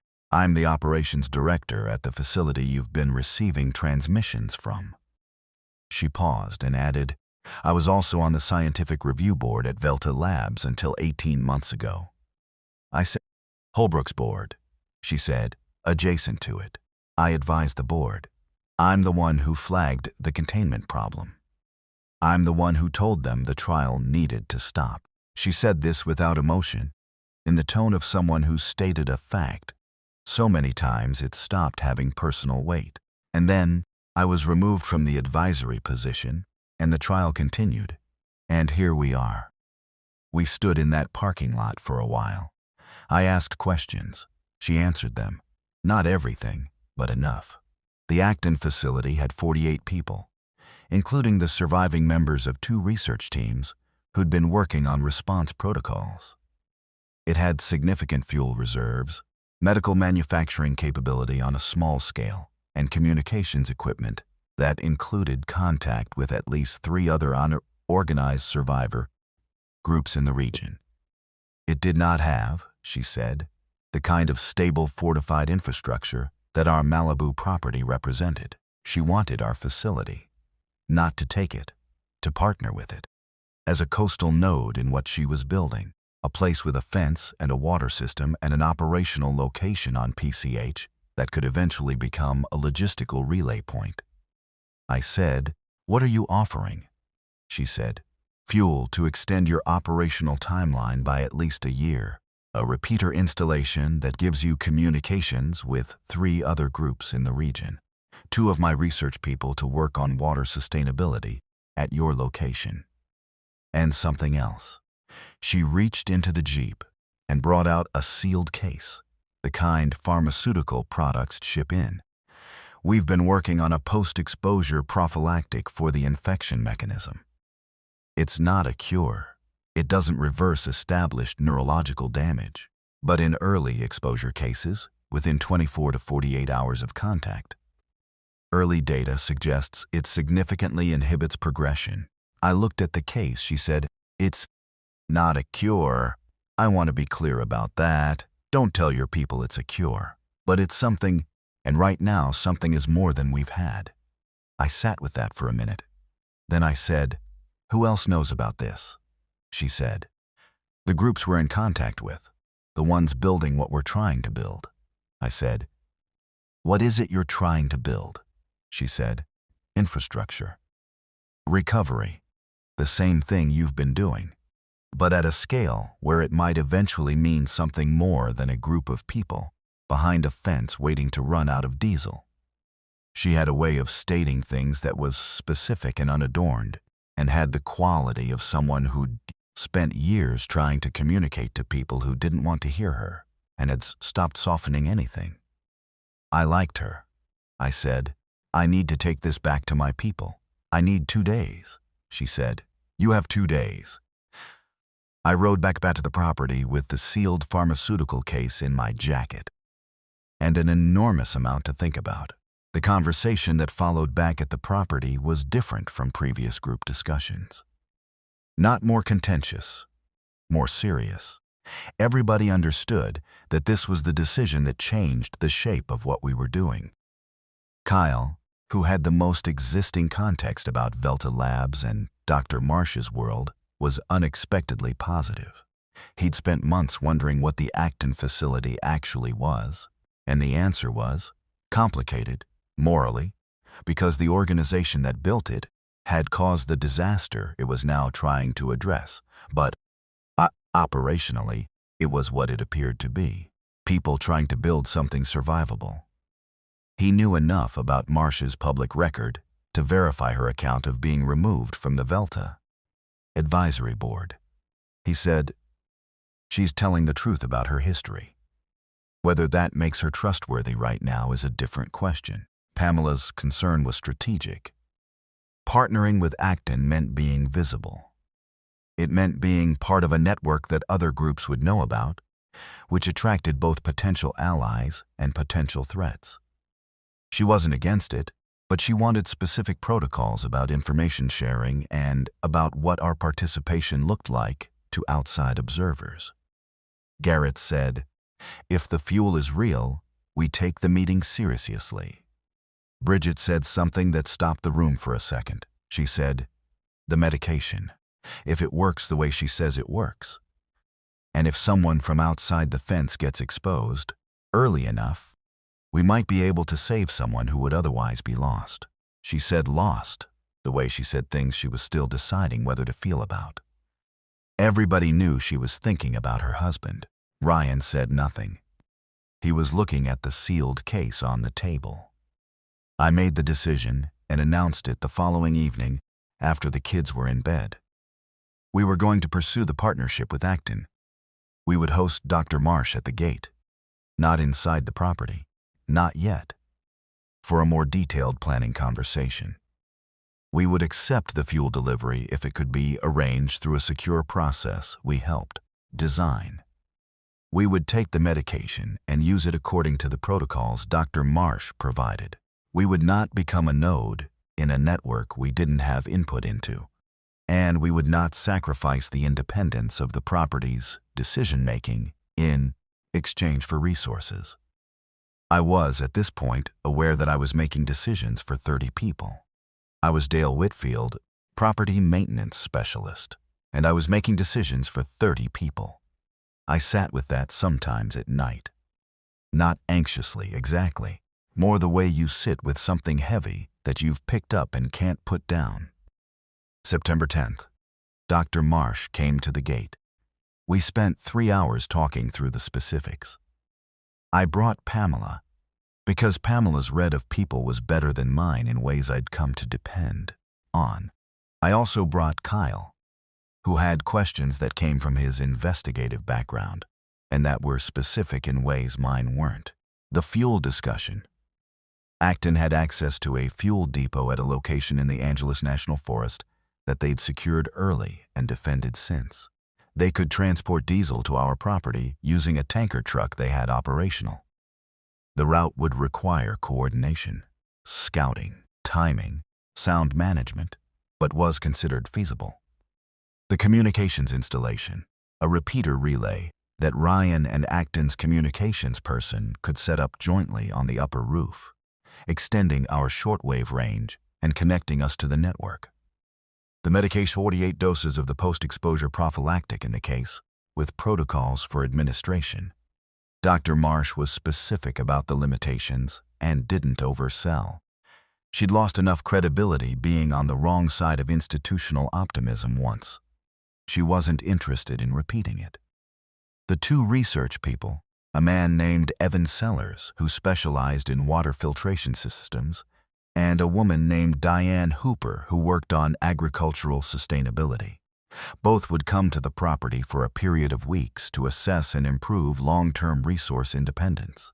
In exchange, our location, our security, the capability to house and support people who needed to be at or near the coast. We would be part of a regional network, communicating daily, sharing intelligence about conditions in our area. I said yes. Pamela said yes, and her yes meant something specific. She was committing to the security side of it, which meant she was committing herself. Kyle nodded and went back to take notes. Garrett asked when the fuel was coming. September 15th through October were the most productive weeks we'd had. The fuel delivery happened on September 18th. The tanker, driven by a man from Acton named Paul, came in through the back route we'd scouted with Dr. Marsh's guidance. Not on PCH, but through the hillside track that we'd expanded enough for vehicle access during the 3 days of preparation beforehand. The arrival was managed carefully for noise. Paul drove with the engine at low idle. For the final half mile, we had watch on every camera. Pamela had Lawrence's group on radio, providing real-time monitoring of the southern approaches. 800 gallons. Added to our remaining reserves, we were looking at 18 months of generator operation at current consumption. Pete did the calculation twice. Both times, he got the same number, and both times he looked at me with an expression that was as close to relieved as I'd seen Pete get. Evan Sellers arrived 3 days after the fuel. He spent the first 2 days walking every inch of the water system, saying very little, making extensive notes in a small brown notebook.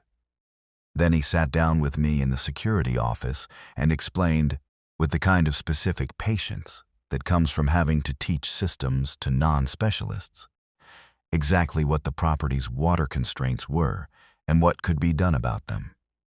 He had 3 proposals: a rainwater collection improvement that doubled the roof capture area by adding channels to the courtyard drainage system, a secondary sewer cistern installed using materials available from the garage, and a process for treating and using pool water more efficiently for non-consumption purposes.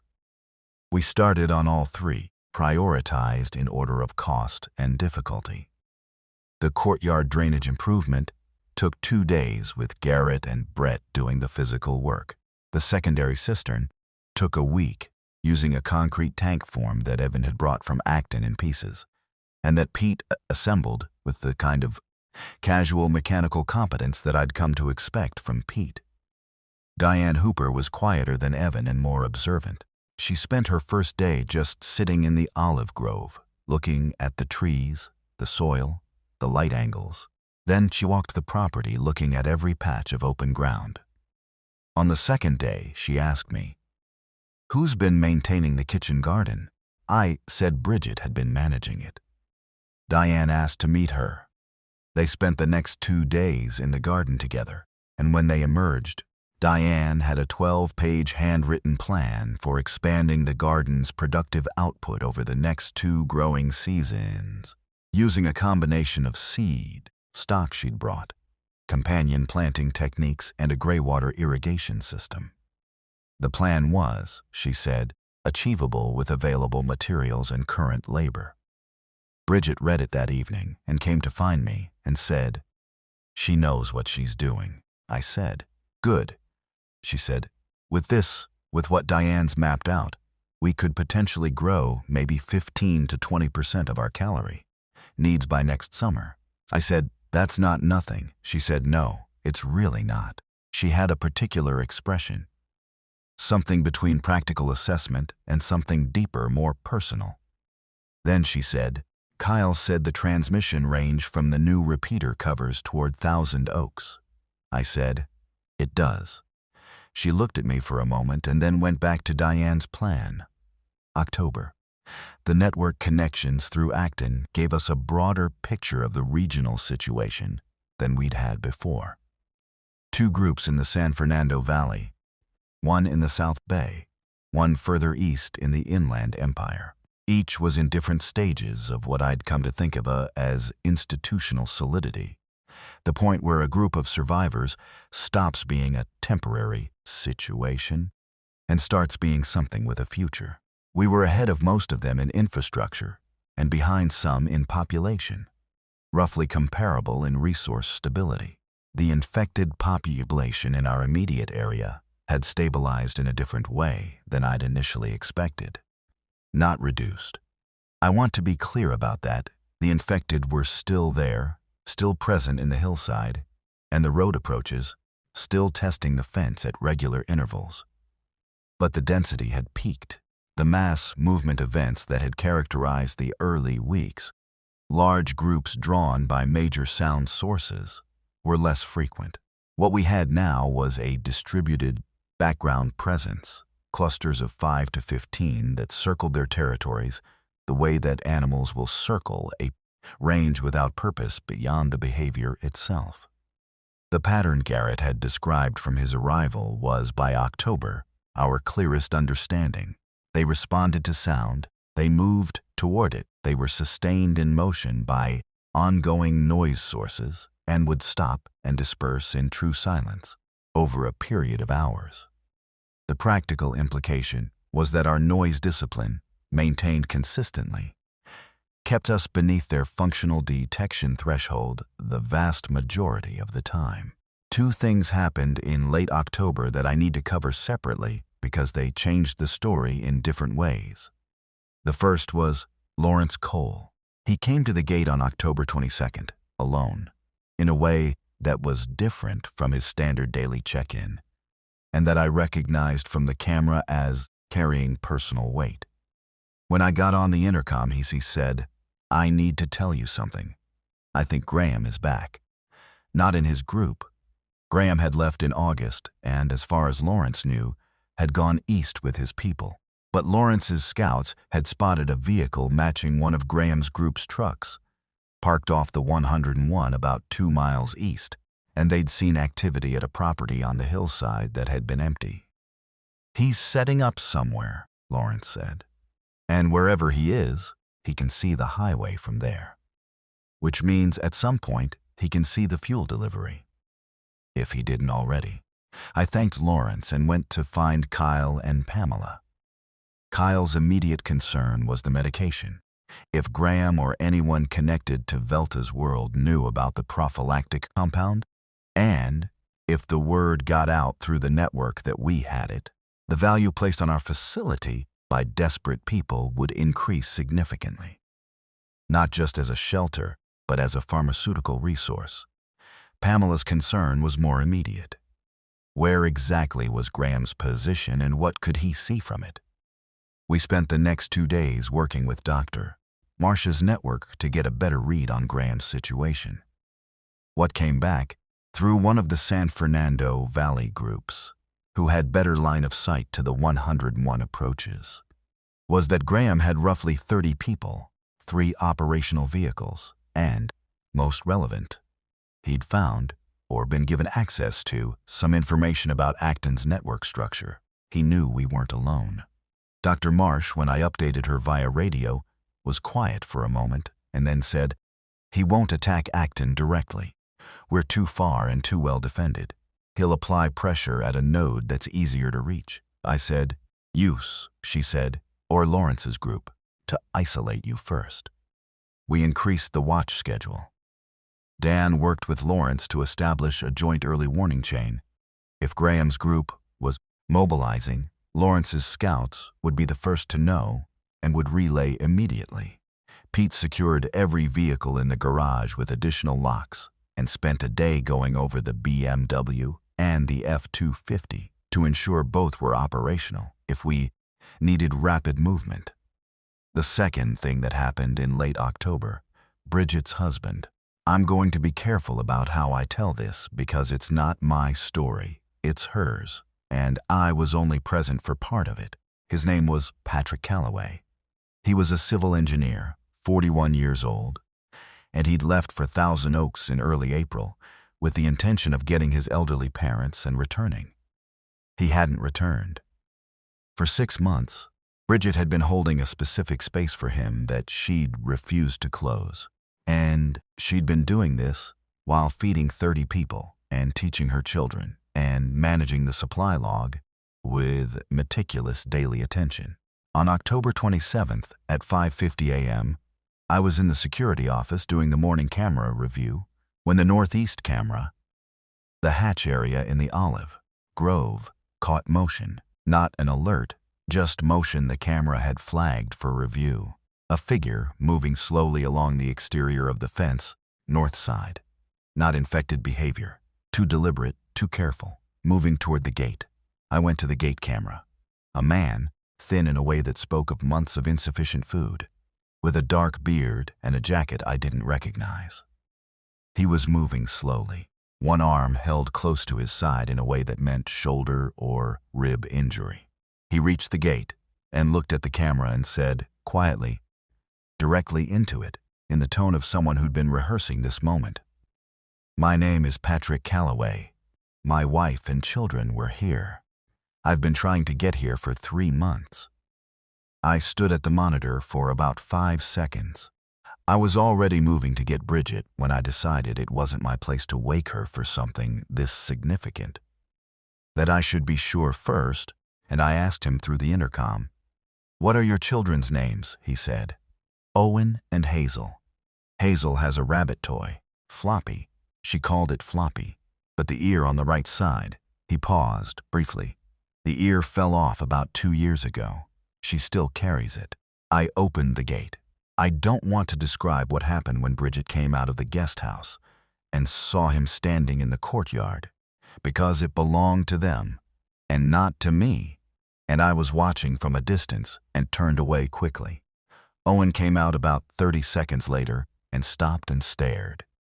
Hazel came out and didn't stop. Patrick had multiple rib fractures from a fall in late August. He had an infected cut on his left hand that Tracy treated as a first priority. He was dehydrated and significantly underweight. He was coherent, present, and real. He'd been moving along the coast from Malibu toward the north, sheltering in various structures, trying to get back. He'd been delayed 3 times by blocked routes that had required significant detours.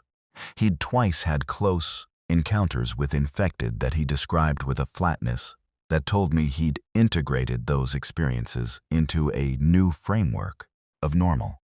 He asked about his parents. I let Bridget answer that. His parents hadn't made it. Ryan told him what he'd seen, briefly, privately, in the garage where they had 5 minutes alone. Patrick cried once, quietly, in the kitchen when he thought no one was nearby, and then he washed his face and came out and asked what needed doing. November. The threat from Graham materialized in a way I hadn't anticipated. Not a direct assault, but an information problem. Somehow, through what channel I still don't know for certain, word reached Graham's group about the medication. About the post-exposure prophylactic. Not the full details, not its limitations or its specific mechanism. but the simple fact that somewhere on PCH north of Malibu, a survivor group had something that could stop the infection from taking hold. When that kind of information gets out, it travels fast. It traveled through at least 3 groups before reaching Graham. By the time we knew it was out, via the network, the word was already significant. The nature of the threat changed. Graham wasn't coming for a fence and a generator anymore. He was coming for medicine that people believed could protect them from the worst thing in their world. I talked to Dr. Marsh immediately. She was unsurprised in a way that read as tired rather than strategic. She said this was always going to happen when we introduced the compound into distribution. The information security around it was never going to hold. I said, "What do we do?" She said, "We accelerate. If the information is out, then our best option is to have more distribution points active before a single point can be targeted. More sites means the value is distributed." I understood what she was proposing. More network nodes with access to the compound. More places for people to go. Which meant more production, which was the bottleneck she was working on at Acton. But accelerating wasn't a switch I could flip. What I could do, and what I started planning that week, was the thing I'd been thinking about since September. The mission outside the fence. Not the daily outside work. The tunnel runs, the hillside scouting, the motorcycle rides I'd been making me more frequently as my knowledge of the routes improved. I mean a genuine extraction mission. Going east, toward the areas where people were waiting for what we had, and bringing people back to the network, and bringing what they had back here. I brought the plan to the group on November 8th. It was not universally embraced. The core proposal: take the F-250 and the BMW in a 2-vehicle movement along the coast, and then east on the 101 to the waypoint, where Dr. Marsh would meet us. Load with fuel and medication for distribution. Make contact with the 2 valley groups and establish a physical route between them and Acton. Return. The risks, obvious and significant. The highway was navigable but not safe. Graham's group was somewhere along the eastern approaches and actively hostile. The infected were dense as exactly the urban corridor we'd have to transit. Garrett said, "You're not going alone," I said. I wasn't planning to. Pamela said she was going. Dan said he was going. Patrick said he wanted to go, but his ribs weren't healed and he knew it. And I told him he was staying because we needed him here and because his wife had spent 6 months getting him back, and I wasn't going to be the person who told him to go right back out. He didn't fight me on it. He understood the logic. We'd go in the F-250. The BMW would stay for emergency property use. 5 people. Me, Garrett, Pamela, Dan, and Kyle. Kyle insisted, and his reasoning was the one I couldn't argue with. He was the one with the investigative background, the Velta connections, the knowledge of who else might be at the Acton facility. If there were things to uncover at that meeting, Kyle was the person to uncover them. November 12th, pre-dawn, 5 a.m. start. Through the tunnel, which we'd widened enough for the F-250 2 weeks earlier, a significant excavation, project that Pete had overseen, enlarging the exit hatch to accommodate a vehicle, and out into the olive grove in the cold November pre-light. I drove the F-250 north, along the hillside track, headlights off, the way clear on the cameras I'd reviewed for the previous hour. We hit the main road heading east at a point about a mile from the property, where the infected presence was sparse based on our monitoring. The truck moved at a speed I'd calibrate as effective silence, 40 miles per hour on clear stretches, dropping to near idle when we approached bottlenecks, letting the engine noise be absorbed by distance before anything in the area could orient on us. The 101 corridor east of our established patrol range was different from what I'd been seeing in our immediate area. The infection density was higher. Not everywhere. There were long stretches of highway that were quiet, genuinely quiet. where the only movement was wind and dry grass and the occasional bird.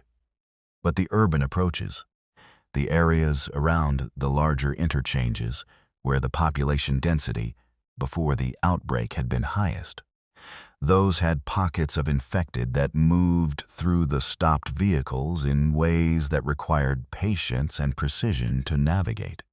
Garrett was watching the road. Pamela was watching the right side. Dan was watching left. Kyle was running the radio and compass navigation from the back seat. I drove. We reached the waypoint, a different one from September, further east, a wide Azel big box store parking lot that gave visibility in all directions at 8:15 a.m. The Jeep was already there. Dr. Marsh wasn't alone this time.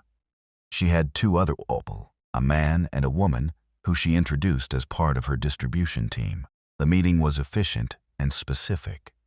The fuel question, what we needed, and what Acton could commit to, given competing demands from the network.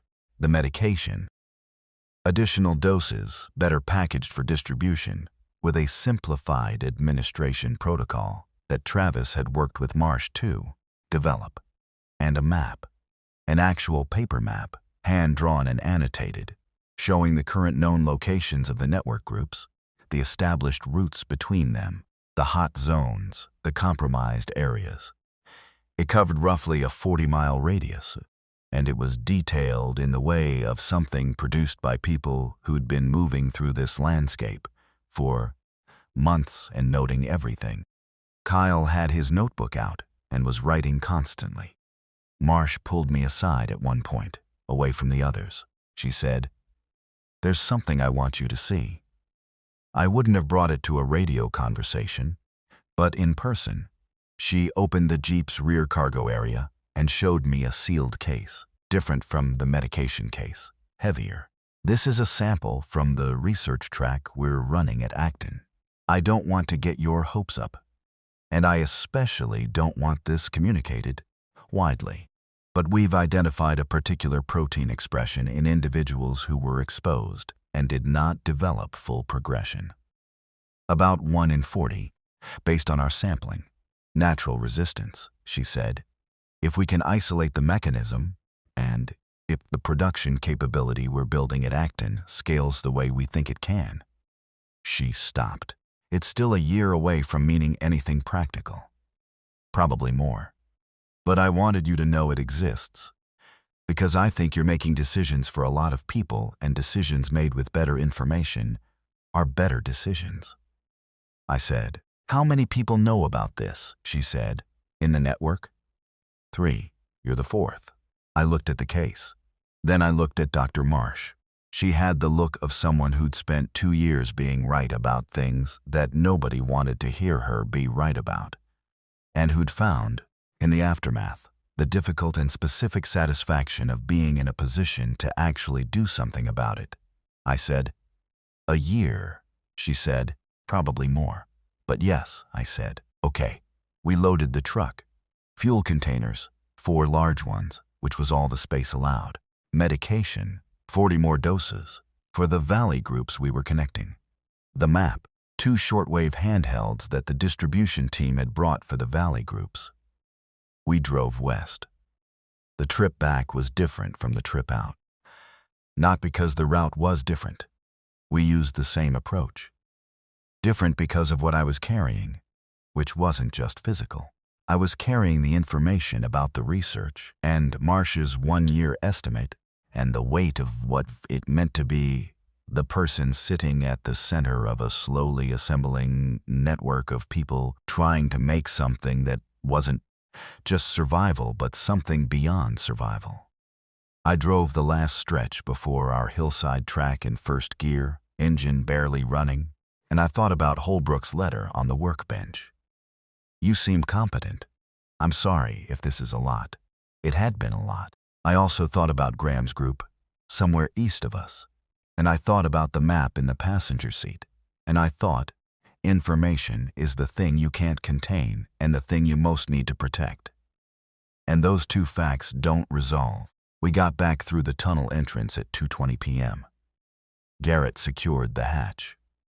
Kyle went straight to the security office to start updating his notes. Pamela and Dan went to check on the fence sensors. I sat in the truck for a few minutes after everyone else had gotten out, in the cold of the lower garage, with the engine cooling. The day after the mission, November 13th. I wrote a full account in the logbook, not the operational details. Those I kept in a separate document. The logbook entry was for the record, the kind of record-keeping that a caretaker does because it's the job, and the job was still technically the job. I was Dale Whitfield. I was looking after this property. I was making sure the systems ran, and the fence held, and the people inside it had what they needed. The original sign, the one I'd taken down months ago. Caretaker on premises, I'd put it in the storage room in the lower level because it seemed like something to keep rather than throw away. A description of something I still was, even if the word didn't quite cover it anymore. Sometime in late November, I walked down to the storage room and found it leaning against the wall where I'd left it, slightly dusty, the lettering still clear. I left it where it was. The weeks that followed November's mission were a period of what I'd call managed complexity, not crisis. We'd moved past pure crisis into something more like institutional problem management, which sounds less dramatic than it was. Every day still had the potential for something that could end everything. Every decision still carried weight, but we'd built enough structure that the weight was distributed rather than falling on any single point. The communication network functioned daily. Ryan had become the primary radio operator, running both the shortwave and the CB, with an efficiency that made me glad I'd never confirmed my suspicion about him. Maybe I was wrong. Or maybe people are more than their worst moments even in normal times.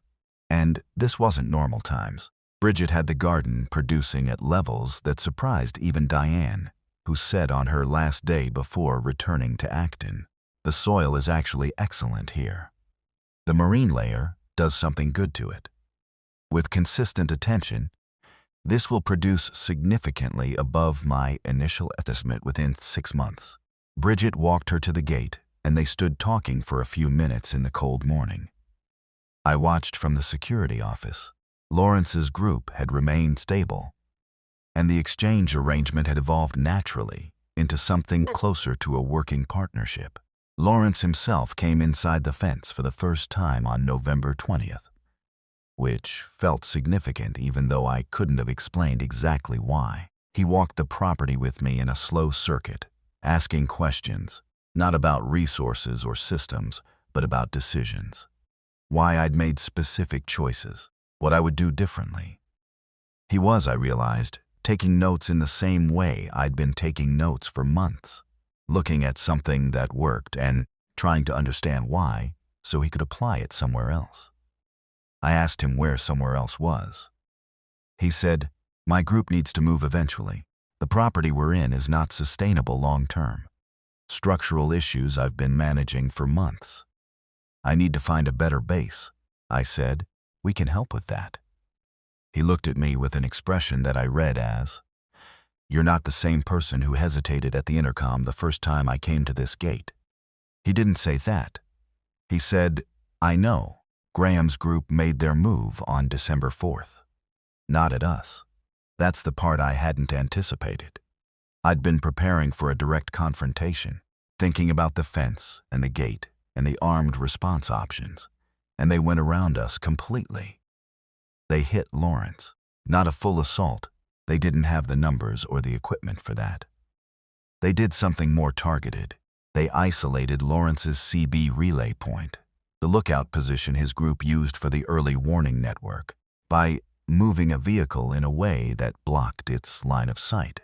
And then 3 of them approached Lawrence's property on foot from the back, carrying containers of motor fuel. They were going to burn it. The warning came from Lawrence himself. He'd moved fast. The moment he realized what was happening, he got on the CB and transmitted to us before they got close enough to his position for it to matter. Pamela had the alert within 40 seconds. I was in the truck in under 3 minutes. We went out the gate, not the tunnel. No time for the quiet approach. I drove the F-250 directly down to Lawrence's property, a mile and a half north on the road, with Pamela and Dan and Brett. The noise we made on the way was significant, and I was aware of it, and I drove hard anyway because the calculation had changed. Graham's 3 people were at the back of Lawrence's property fence when we arrived. They heard the F-250 and they ran. They didn't complete what they were there to do. 2 of the containers were dropped. One was thrown over the fence, but it didn't break and it didn't ignite because the plan had apparently relied on the fence being already open or breached, and it wasn't. We didn't catch them. They had a vehicle somewhere that I didn't have eyes on, and they were gone before we'd done a full perimeter search.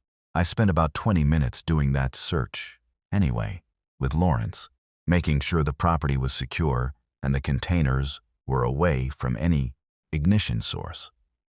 Lawrence said, standing in his backyard in the cold December night with a flashlight and a very steady voice, "He's not going to stop." I said, "No," he said, "I need to move my people." Not because of Graham specifically. He looked at the property around him, the fence, the house, because this isn't the right place to be long-term anyway. I've been telling myself it was, and it isn't. I said, "Where?" he said. "That's the question I need help answering." We went back to the property. It was 11 p.m. The infected activity along the road had been significant during the truck run. The noise had drawn clusters from both sides of the highway, and I'd watched them orient and move from the driver's seat.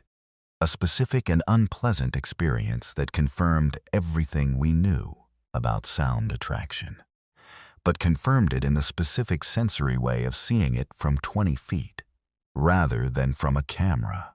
2 of those clusters had followed the truck's sound back toward the PCH hillside intersection and were still there, moving along the fence exterior when we returned.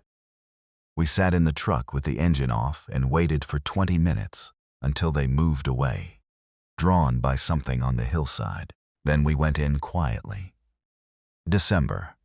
I'm going to describe December in a different way from the previous months because December was less about specific events and more about a shift in how I understood what we were doing.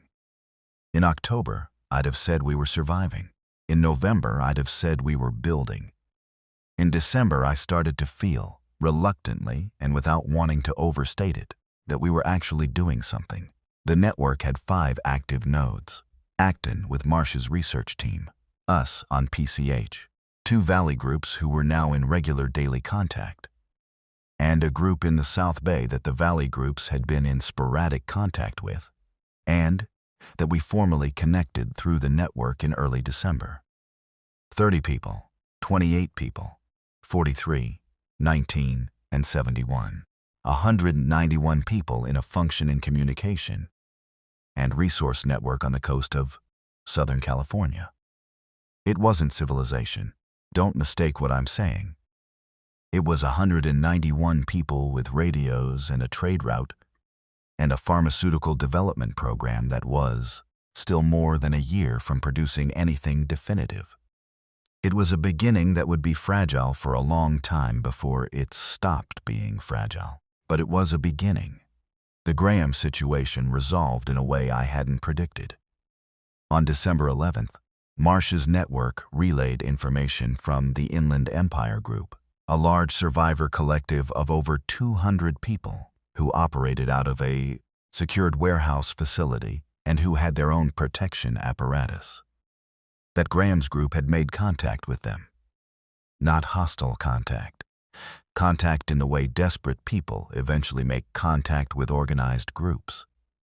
A request to be taken in. The Inland Empire Group's terms were specific. They absorbed new members only under a documented agreement that included surrender of independent weapons beyond personal defense items. Graham's group had accepted. Whether that resolved Graham as a problem or just relocated him was a question I kept open. But it resolved the immediate threat to Lawrence and to us. December 15th. I went to the lower-level storage room and found the caretaker on premises sign and carried it upstairs. I put it in the security office, on the desk where I spent most of my time, facing me. Kyle asked about it when he came in that evening. I said it was a reminder. He said, "Of what?" I thought about it. I said that the job was always the same job. It just got bigger. He looked at the sign. He said, "For what it's worth, Holbrook knew what he was doing when he picked you." I said, "He didn't pick me. He needed whoever was easiest, and Rick Owens picked me because I didn't have anyone to go home to." Kyle said, "And now you have 30 people here." I said, 29. Diane went back to Acton. He gave me a look that said he understood what I was saying and also understood exactly the way I was deflecting. I didn't tell him anything else. I went back to the camera review. What I'm going to tell you now is the last thing, the thing that closed the year and that I keep thinking about in the way you think about something that hasn't been finished, meaning what it means. December 21st. The winter solstice, the shortest day. I was on the roof just before dawn, doing a camera check on the antenna relay, and I could see the ocean from there. The whole Pacific, gray and enormous in the early light, absolutely still in the way it is sometimes in December when there's no wind. The highway below was empty and silent. The hillside behind the property was quiet. I stood up there for longer than I needed to.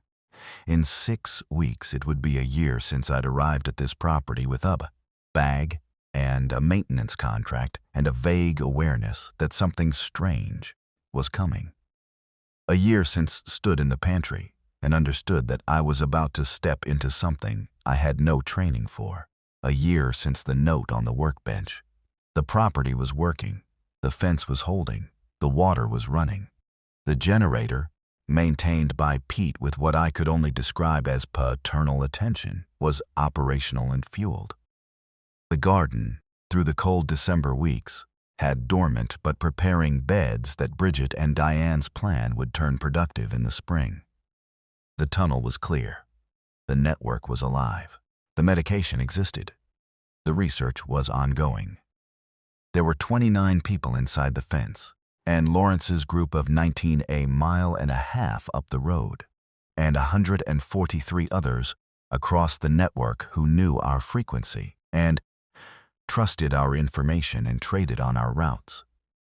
And in the pantry, which I still checked each morning as part of my round, the supplies that Holbrook had stocked with his quiet anticipatory dread were still there, organized, rotating, managed by Bridget's careful daily attention. I thought about Tate Holbrook in Switzerland, or wherever he actually was. I thought about the letter he'd written and left for whoever might be here. I hoped he was alive. I meant that. Whatever he'd known and whatever he'd done with that knowledge, however or much of it, had contributed to the thing that had killed. Who knows how many people?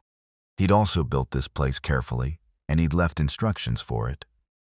And the instructions had turned out to be enough. I didn't know what came next, not specifically. The research at Acton.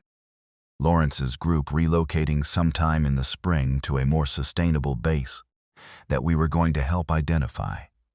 The Valley groups and their own challenges. The Inland Empire group and its size and whatever Graham was doing inside it. The long road between a working network of 200 people and anything that looked like recovery. But I was going to be here through whatever it took. I came down from the roof when the light came full. I checked the cameras in the security office, noted the overnight motion alerts. 3. All vegetation. Updated the logbook. I went to the kitchen, where Bridget was already up and starting the morning meal rotation, and I said, "Good morning." She said good morning back and handed me a coffee. Real coffee. Half a tin left from the pantry, which we were rationing to 1 cup a day per person. I took it and went to the operations room and stood at the whiteboard with the day's task list. The list was long. That was good. A long list meant there was work to do, and work meant the place was alive. I picked up the marker and got started.